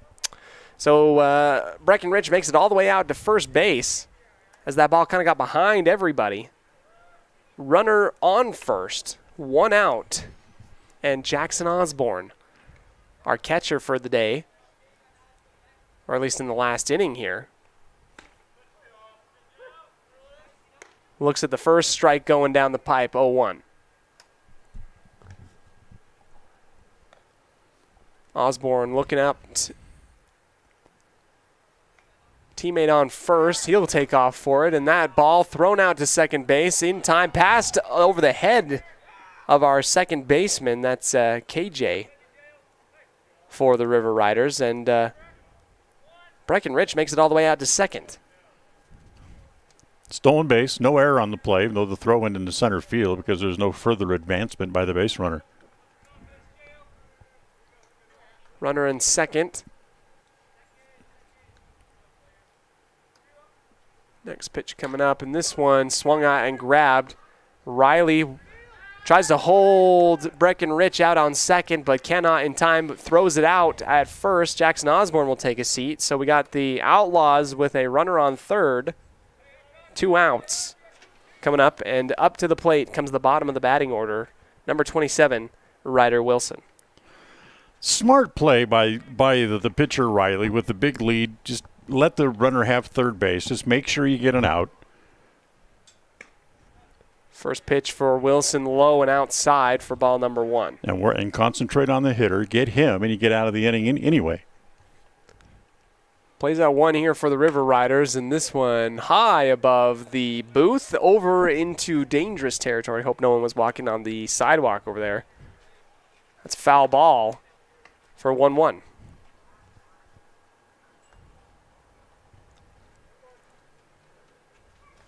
Ryder Wilson looking down, facing off against Riley. The pitcher slow and across the plate. Got Ryder Wilson swinging, and Ryder Wilson can't help but give a little bit of a smile. 1-2. Swing and a miss. Good pitch, that breaking ball. Started on the outside edge, let it run away off the plate, and then have the hitter chase it. Exactly what it did. Strikeout, no swing for Wilson, and that will be the end. Evanston does not score here in the bottom of the second. We'll come back to you for the third inning in just a moment here on a First Bank of Wyoming presentation of Outlaw Baseball on 99.1 KNYN and mylocalradio.com. Now you can get your oil changed, have minor repairs made to your vehicle, and get it completely detailed at one location in one appointment. T-Bar Body Shop in Evanston does body work and more, a lot more. If you need to have a trailer rewired, your brakes replaced, a chip repaired in your windshield, or your windshield replaced, you can get it all done at T-Bar Body Shop.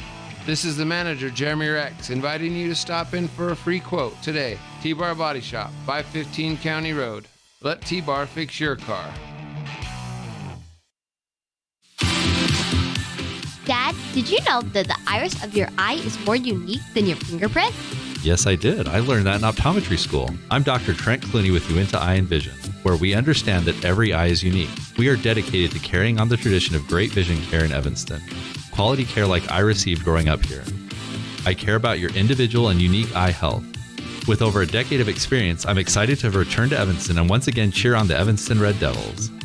Call my dad at Uinta Eye and Vision to schedule an appointment. 307-789-3937.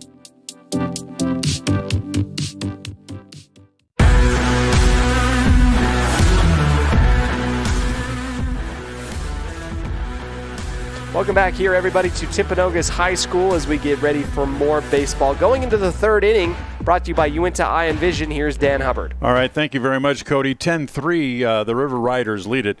10 runs on 8 hits. They've committed a total of 3 errors in the game.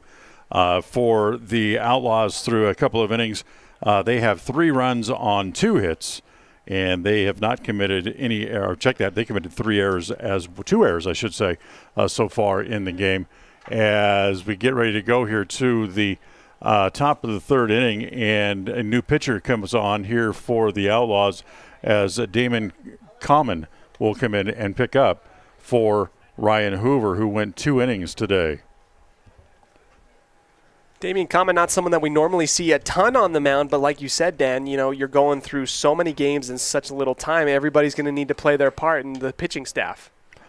So for the River Riders, as we go here to the third inning, they sent 10 men to the plate in each of the first 2 innings. So here's Riley, the opposing pitcher, to lead off, and he takes the first pitch down low, ball 1, 1 ball and no strikes. Hoover went 2 innings, gave up a total of 8 hits. The 10 runs, not all of them earned, however, as that pitch bounces up there. Ball 2, 2 balls and no strikes. He walked 3, struck out 1, also hit a batter. As Common's 2-0 pitch on the way, that misses high, ball 3. The one thing you'll notice is all of a sudden they're not quite as aggressive with the new pitcher out there, because they want to see what he has and make sure he can throw strikes or will throw strikes before they really go hacking. As the pitch misses down and in, and on 4 pitches, Riley will walk to lead off here in the third. So that'll bring up the catcher, Aiden. Singled, scored a run, also hit back to the box. 1 for 2 on the game. As the big guy steps in from the right side. And again, let's keep an eye on see what's happening with runners. A good lead over at first base by Riley. Fixes his feet. Now he's going to go. And the first pitch hit in the air to left field.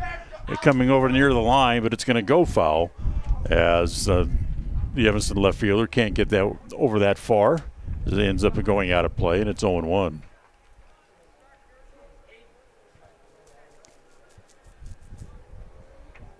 No balls and 1 strike on Aiden.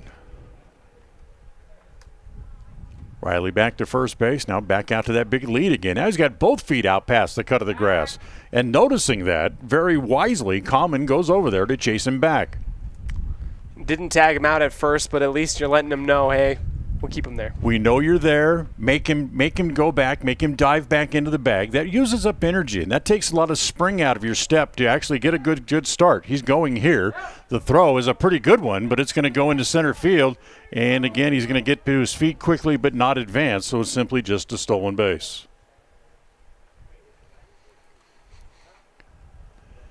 So runner at second. Still nobody out as Aiden at the plate. Right fielder for Evanston well off the line, squeezing into the middle toward right center field. Aiden back into the box, Common ready, comes home with the next pitch. That's thumbed out toward right center field and slipping and falling and then having the ball bounce behind him. And coming to third base is Riley. Now he's going to come home. The play at second base is in time for the out, but the run is in. So give Aiden a single. And coming home to score is Riley to make it 11-3. And then Aiden is out 9-4 at second base, trying to advance for the first out. So 1 out, base is empty. And now here's the shortstop, KJ, who has singled twice, drove in a run. He's also scored twice. Common's first pitch, and that misses down low, ball 1. You know, we've talked about all the holidays and things associated with baseball and the 4th of July weekend, but we didn't talk about the one that kind of an unofficial holiday celebrated by baseball yesterday and baseball fans. We talked about this in the office. We did. We learned something. I learned something new. Yesterday was Bobby Bonilla Day, as Bobby Bonilla, the former Met, former big leaguer, who retired years ago, as that pitch misses down and in. And in the year 2000, 22 years ago, the Mets agreed to a buyout for him of $5.9 million on Bonilla's contract. As that pitch is on the corner for a strike, it's 2-1. However, instead of paying out the $5.9 million at one time, the Mets agreed to make annual payments of nearly $1.2 million for 25 years. As the pitch is down low, ball 4. Second walk of the inning, and KJ will head down to first base. So for 25 years, starting on 2011 and running through, that would be what, 2036, Bobby Bonilla on the July 1st of each year will get a check for $1 million. Wouldn't that be nice? That's good work if you can get it, huh? No kidding. Sit home, not do anything, pretend you're retired, and get a 1.2 for each year. Thanks, Mets. It's about the Mets. There goes the runner. Pitch low, throw through is in time. Nice throw. It's a great throw. As making the throw through to get him at second base was Allred. As KJ's out, caught stealing. Second out of the inning.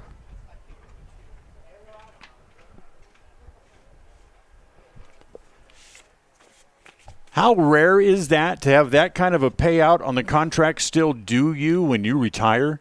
As the pitch swung on and missed, as Alex comes up empty on that swing. Brett Saberhagen receives $250,000 a year, also from the Mets, ironically. over each year for 25 years as well. That began in 2004. Max Scherzer, who's still playing, had a $105 million total amount to be paid out on his contract through 2028 when he was released and traded away by the Washington Nationals, as that pitch misses high and away. And Alex still up there, left swinging from the left side. Next pitch home, breaking ball, misses down and in.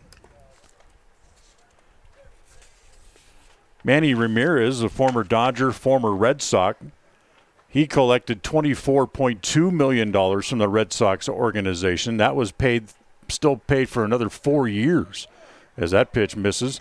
And that's the third walk of the inning given up here by Common. But thanks to a couple of outs at second base, has really kept runners off the base paths.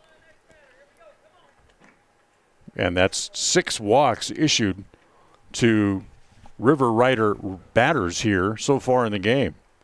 So here's Cal, the third baseman, who comes up to hit. And the first pitch to Cal, big chopper toward third. Rich has that, plays it across in time, and the inning is over. And the River Riders have to settle for just 1 run in the inning. 1 run on 1 hit, a pair of walks, and 1 man left. We're done with 3.5. We'll go to the bottom of the third. It's 11-3. River Riders on top in this First Bank of Wyoming presentation of Outlaw Baseball on KNYN and mylocalradio.com. Ready has provided safety and excellence in the industrial construction and support services since 1982. We have the crews and equipment for hydro excavation, dirt and equipment hauling, as well as produced and potable water hauling. We also offer septic tank cleaning services, portable toilets, and roll-off dumpster rentals for facility shutdowns, on location or for your next outdoor event. Call us today to discuss how we can help with your next project. Interested in joining our team? Visit ReadyUSA.com. We are ready. In the state where life is elevated, live your life in a higher gear. Cash Honda Yamaha can help you enjoy our beautiful local terrain, whether it's in the valleys, mountains, snow, or water. So get out and enjoy all nature has to offer at a higher speed. Visit Cash Honda Yamaha in Cache Valley to start living your life at your new speed. Visit us in Hyde Park, just north of Logan, Utah. Whatever takes you to Evanston, whether it's high school sports, a teaching conference, music festivals, speech and debate, or your job, always book your hotel reservations at the Best Western Dunmar Inn. With 165 ground-level rooms on 10 acres, the Best Western offers everything you need, including newly renovated rooms, a business office, workout room, outdoor pool, and full-service restaurant, plus complimentary breakfast with every stay. Whenever you're in Evanston, make your hotel reservations with your friends at the Best Western Dunmar Inn.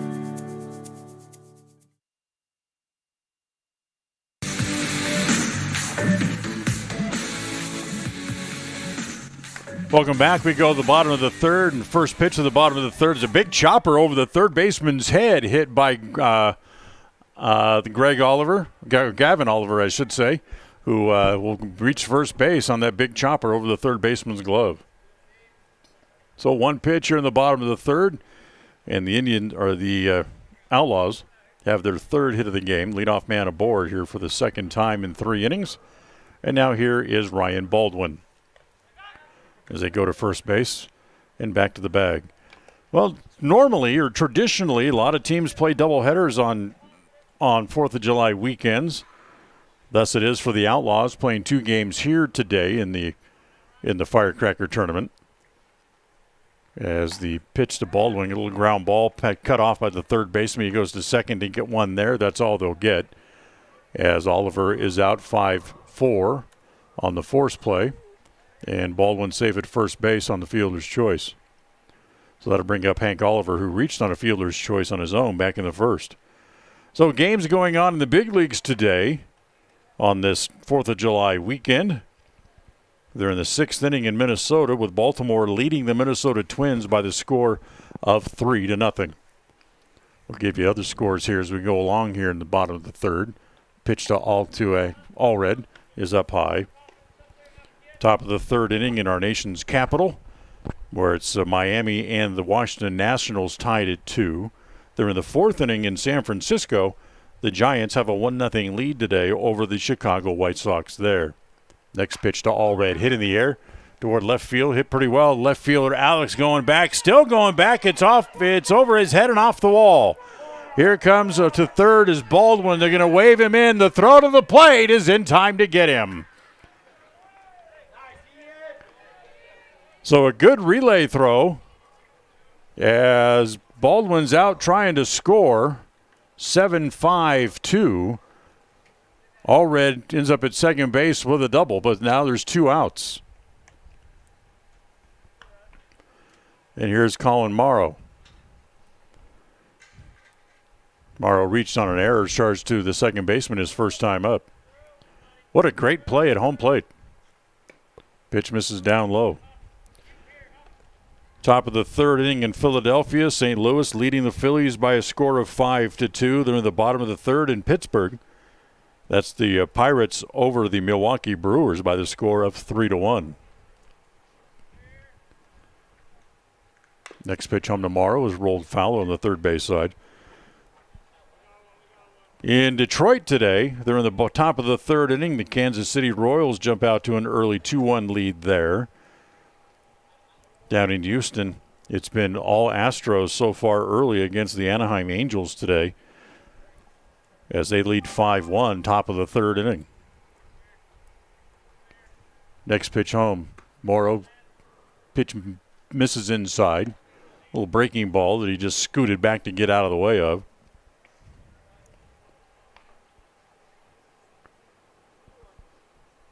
Up in Seattle, Oakland leads 1-0 as they play in the bottom of the 3rd inning there. Next pitch tomorrow. Swung on and missed. They snapped the throw back through to second base and already able to get back in as he plots back into the dirt. Head first back into the bag. Atlanta leading Cincinnati 1-0 as they play in the bottom of the 3rd. Also in the bottom of the 3rd in New York, the Mets trailing the Texas Rangers by the score of 4-2. Also a couple of games rather, have gone final already today as the next pitch breaking ball stays high. The finals today, Tampa Bay over Toronto 6-2. And Cleveland falls to the Yankees. Boy, the Yankees just keep on rolling. They win 13-4. What I see the other day, they're projected to win 109 games this year. Wow. As the pitch swung on and missed, as Morrow chases one down and away and strikes out, and that is the 3rd out of the inning. Absolutely, guys, that's 3. You can go. You can leave the field now as Morrow goes down swinging. No runs, 2 hits in the inning. But thanks to the play at home plate, the Outlaws are kept off the scoreboard as we'll go to the bottom of inning number 3 with the River Riders leading by the score of 11-3 over the Outlaws on this First Bank of Wyoming presentation of Outlaw Baseball on KNYN and mylocalradio.com. Whether you're working with a realtor or you're selling your home by owner, the title company you choose really matters. They handle all the research to make sure there aren't any bad surprises like hidden liens, unpaid taxes, forgery, easement restrictions, or access issues. At First American Title, the staff has a combined 140 years of experience and a 98% excellent customer service rating. Make the right choice. Choose to close with First American Title, 1048 Main Street, Evanston.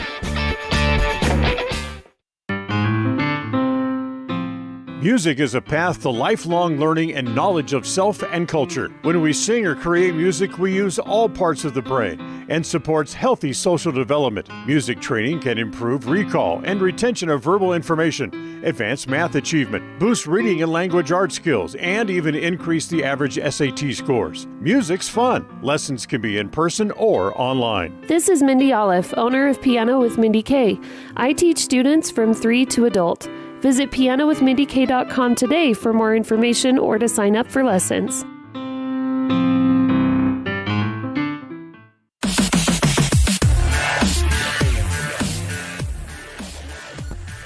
Well, we go to the top of the 4th inning. River Riders leading 11-3 here in the top of the 4th. Hudson, Teagan, then back to the top of the order, and Ian due up for the Riders as the first pitch is up high, ball 1. 11-3, they lead it. 11 runs, 9 hits. And 3 errors for the River Riders.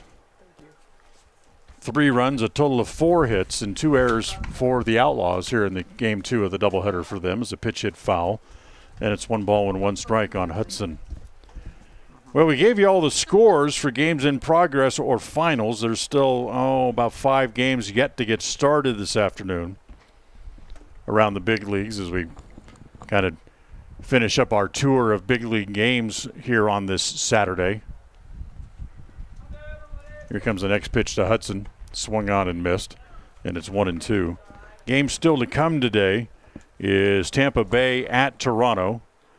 We'd mentioned those doubleheaders. Well, the Yankees and Cleveland playing a doubleheader today as they have their second game coming up in just a little bit. Ball popped up right around home plate and drifting down the third base line, giving chase, but not be able to get to it. Is a couple of Outlaw players is going to fall out of play, and it stays at 1-2. Boston will be in Chicago today at Wrigley to take on the Cubs this afternoon. Dodgers at home tonight against the San Diego Padres, and the Arizona Diamondbacks over in Denver to take on the Colorado Rockies. And that's your look at the big league scoreboard here on this Saturday. The 1-2. Breaking pitch stays high. 2 balls and 2 strikes. Hudson, who's been up, has 2 plate appearances, but he's yet to have an official at-bat because he's walked twice. He's stolen a couple of bases and scored a run today as well. As that pitch hit in the air to left field, playable. And is waiting for it right there and able to put the squeeze on it as the left fielder for the Outlaws for the first out. So 1 out, here's Teagan. 2 for 2 with a couple of RBIs here this afternoon.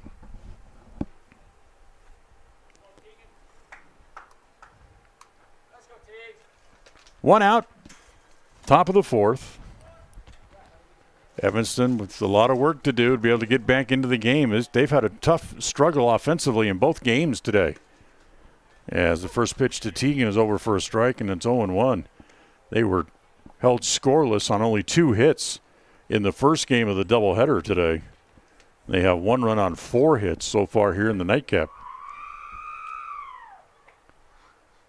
Next pitch, the 0-1 to Teagan, hit in the air to right center field this time.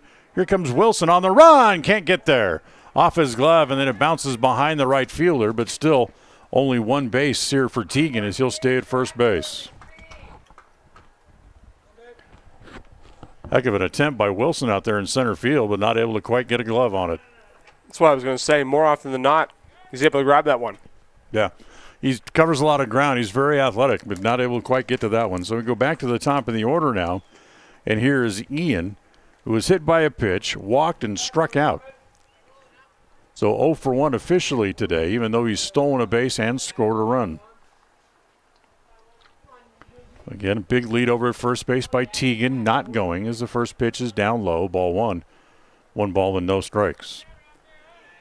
You know, when we started the first game today at noon, it was 90 degrees. At the start of this game, the temperature had gone up to 95. And in fact, right now, at 3:10, about an hour and 15 minutes into this game, we're currently standing at 96 degrees here. As that pitch is over for a strike. I can only imagine it would be a lot warmer if we didn't have a slight breeze happening out there right now. It'd be a lot warmer if you and I weren't sitting in the shade, too. No kidding.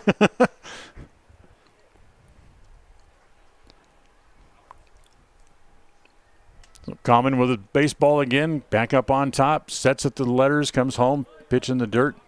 Nice save again, back there behind home plate with Jackson Osborne back in behind the dish doing the catching again.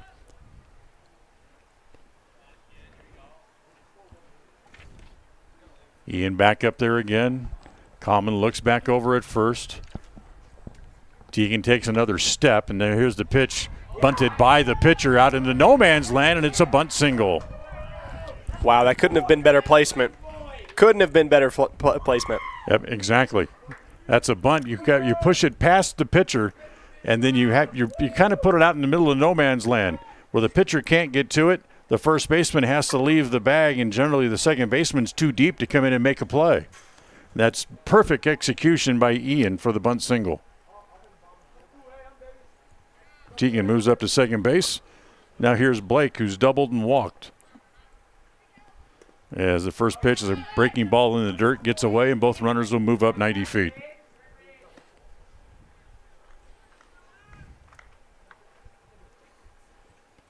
So runners move up to second and third. Still only one out here in the top of the fourth. And Evanston will bring the infield up here to try to cut down any further runs from coming home here, trailing 11-3. As the pitch home in the dirt with the breaking ball, ball 2 balls and no strikes. This inning brought to you by Uinta Eye and Vision. Our vision is to improve yours.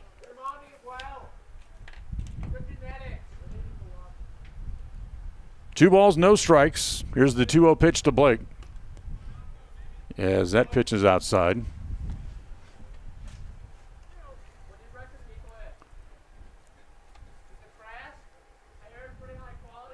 You know, the name Blake actually comes up in baseball folklore as that next pitch popped up into short center. Wilson coming up. He's not going to get there. It's going to fall in front of him. One run will score. The play comes into third.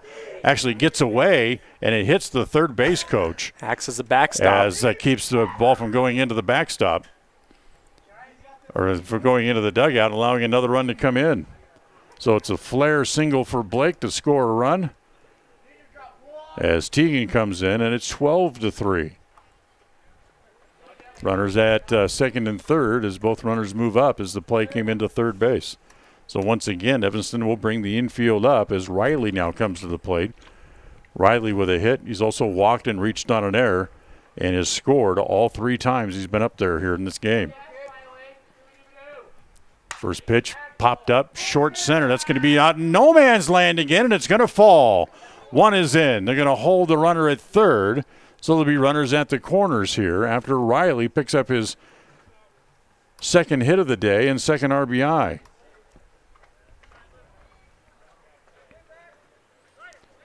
So Blake comes as far as third, Riley over at first, 2 runs home in the inning, 4 hits in the inning.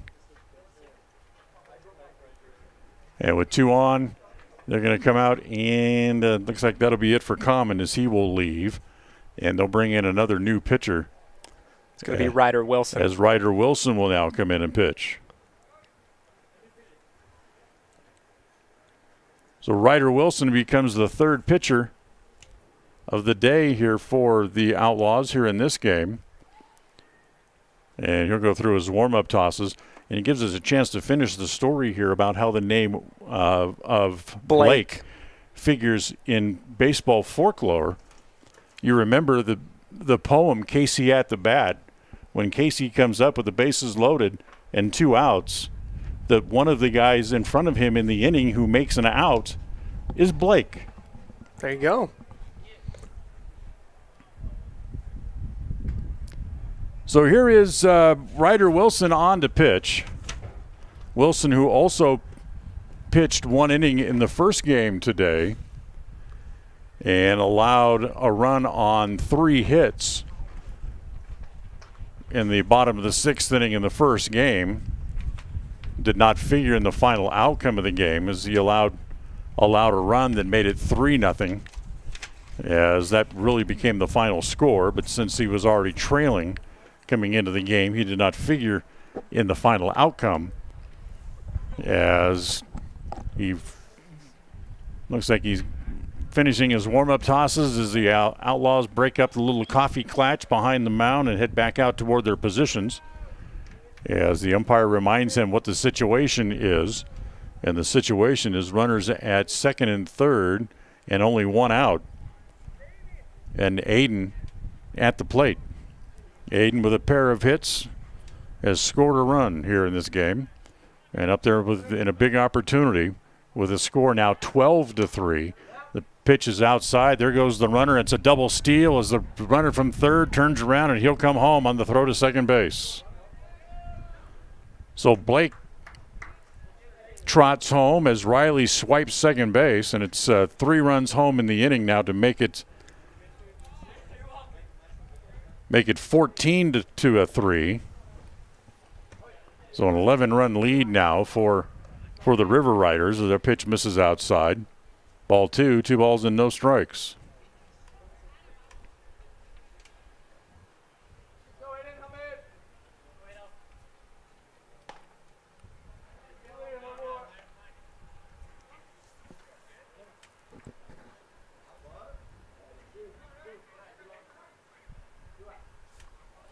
So they called Riley out at second base, caught stealing as the pitch is hit foul. So there's now 2 outs, and the base is empty here for Aiden. I was looking around trying to figure out where the other base runner went. So one of the most quietest caught stealing calls you ever want to see out at second base. So 2 outs here in the inning. Aiden back in the box. And the pitch home, there's that drop-down little submarine pitch again, popped up right in the middle of the infield. As trying to locate it in the sun, look out, they bang together. But who's got it? It's Wilson to hang on to the ball. And that's the way, is a crushing end to the top of the 4th inning. Wow. Or 5th inning, rather, as they clang together. But Wilson able to hang on to the ball. 3 runs home in the inning on 4 hits. Nobody left. We'll go to the bottom of the 4th. It's 14-3, the River Riders lead on this First Bank of Wyoming presentation of Outlaw Baseball on KNYN and MyLocalRadio.com. The best place to stay when you're in Casper, Wyoming is the Come On In Hotel and Suites. This beautiful log hotel offers 5 hot tubs, 1 pool, a fitness center, and fabulous indoor atrium. Offering jacuzzi and fireplace suites, the guest rooms are comfortable and relaxing. Plus, every stay includes a delicious extended continental breakfast. Whenever you're in Casper, stay at the best place. Come On In Hotel and Suites. Come on in today. Come On In Hotel and Suites, Casper. What do you do when you lose a tooth? Put it under your pillow. Under my pillow. Or like a treasure chest so you could put it in. Why do you do that? Because then the tooth fairy comes. For the tooth fairy. So the tooth fairy can come get them. And then what happens? I get money. We may not be the tooth fairy, but we can still take care of your teeth. Bear River Dental in Evanston.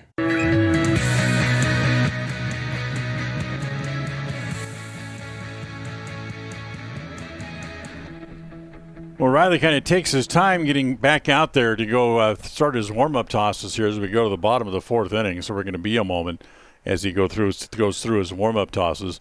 Walker Wilson, Ryan Hoover, and Braxton Bauer due up here in the bottom of the 4th inning here for the Evanston Outlaws, who trail 14-3. 5 runs in the first, 5 in the second, 1 in the third, and now 3 more in the top of the 4th inning for the River Riders.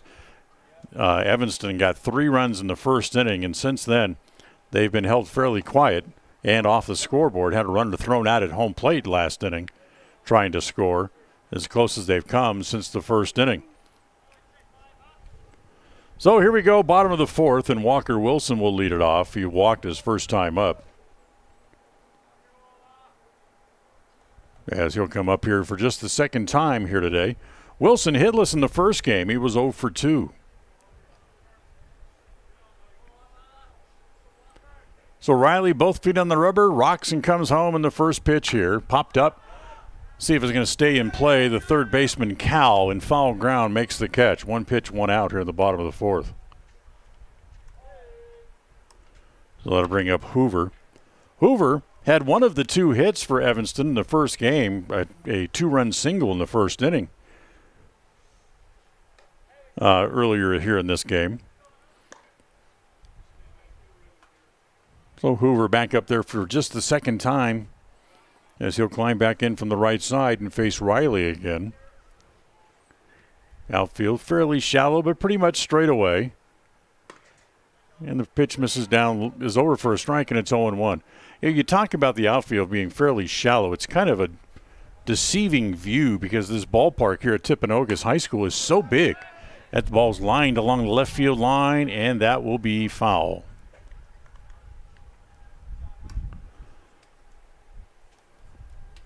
So Hoover will come back up. They get the ball back in for Riley. They don't have any posted dimensions of the ballpark, but it's pretty big. It does seem very far. It seems long.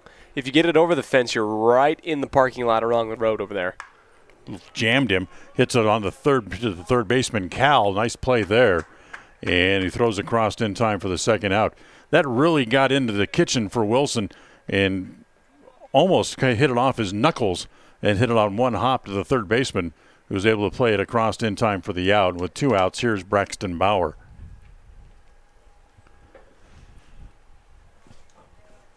Big first baseman standing at home plate, takes the first pitch up high, ball one. 1 ball and no strikes. Reached on an error, charged to the shortstop. KJ his first time up.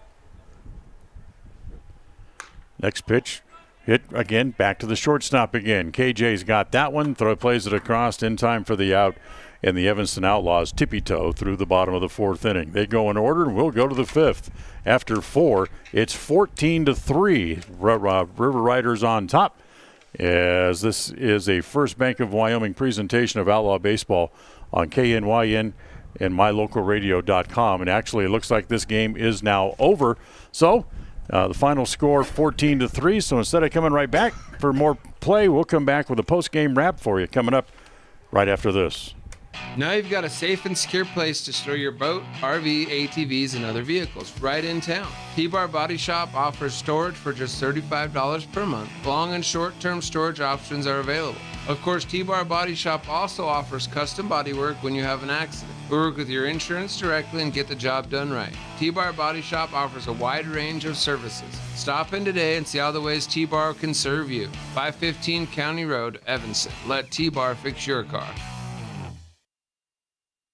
Folks have many reasons to visit Casper, Wyoming every year, whether it's work, high school sports and activities, a romantic getaway, or business meetings. The best place to stay when you're in Casper is the Come On In Hotel and Suites. A beautiful log hotel offers 5 hot tubs, a pool, fitness center, and a fabulous indoor atrium. You can also reserve meeting rooms for your next event, and each stay includes an extended continental breakfast. Reserve your rooms today at the Come On In Hotel and Suites in Casper, Wyoming. Call 307-472-6300.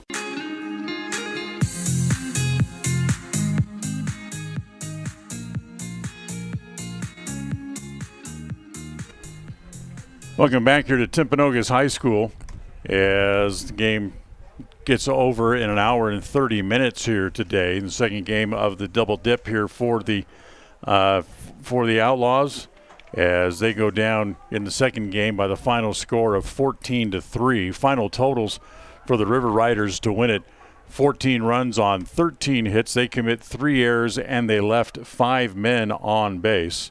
For Evanston, 3 runs on 4 hits. They commit a pair of errors in the game, and they leave 3 men on base in the game. Winning pitcher in the game, Riley, who went to a complete game. It was only 5 innings, or 4 innings rather, but he's able to pick up the victory here this afternoon, and the loss will go to Ryan Hoover this afternoon for the Evanston Outlaws. So the final score is 14-3. Break time. We'll come back. We'll have our Freaky Fast recap for you and our player of the game as we continue after this on this First Bank of Wyoming presentation of Outlaw Baseball on KNYN and mylocalradio.com. Ready has provided safety and excellence in the industrial construction and support services since 1982. We have the crews and equipment for hydro excavation, dirt and equipment hauling, as well as produced and potable water hauling. We also offer septic tank cleaning services, portable toilets, and roll-off dumpster rentals for facility shutdowns, on location or for your next outdoor event. Call us today to discuss how we can help with your next project. Interested in joining our team? Visit ReadyUSA.com. We are ready. Wyoming is unique. When it comes to high school sports, we might travel 6 hours to a game, but when we get there, we know the other team, their parents, and the coaches. Wyoming is like one small town with really long streets. When your travels take you to Evanston, always stay with your friends at the Best Western Dunmar Inn. Clean, comfortable rooms, a restaurant serving healthy, delicious food, and breakfast is always included. If you're bringing the team or following the team, stay with us every time you're in Evanston. The Best Western Dunmar Inn. Evanston and Horizon High School students, start your college career now. Challenge yourself. Gain skills and confidence to help you succeed while taking credits toward the degree you want. Take Western courses for free while attending high school. Courses are paid for by Uinta BOCES number 1. What are you waiting for? For more information, call 789-5742 or email info@uintaeducation.org. Gee, Tommy, you look amazing. Did you try something different with your enamel? No way. I wouldn't do anything to alter these pearly whites, but I did see Dr. McKay Frankham, who told me if I didn't floss, I could miss up 35% of food particles. Really? He told you that? Yep, and you know what? He's 100% right. I started flossing, and now I look better than ever. Wow, I want to see Dr. McKay Frankham. Well, give him a call. 307-789-8910. Easy to remember, right? That's super easy. Dr. McKay Frankham at 307-789-8910. I'll call today.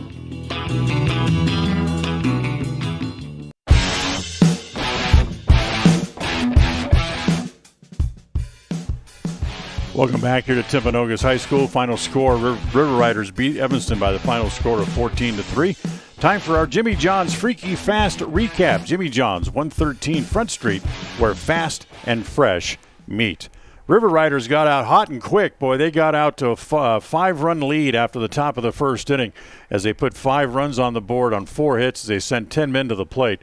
Evanston, however, came back and scored their only 3 runs of the game in the bottom of the first to make it a 5-3 contest. However, the River Riders, again, for the second inning in a row, sent 10 men to the plate, drove 5 runs home, made it 10-3, and never really looked back after that as they scored a single run in the third and added 3 more in the top of the fourth to go on to the 14-3 win here this afternoon in a game that took 1 hour and 30 minutes to play.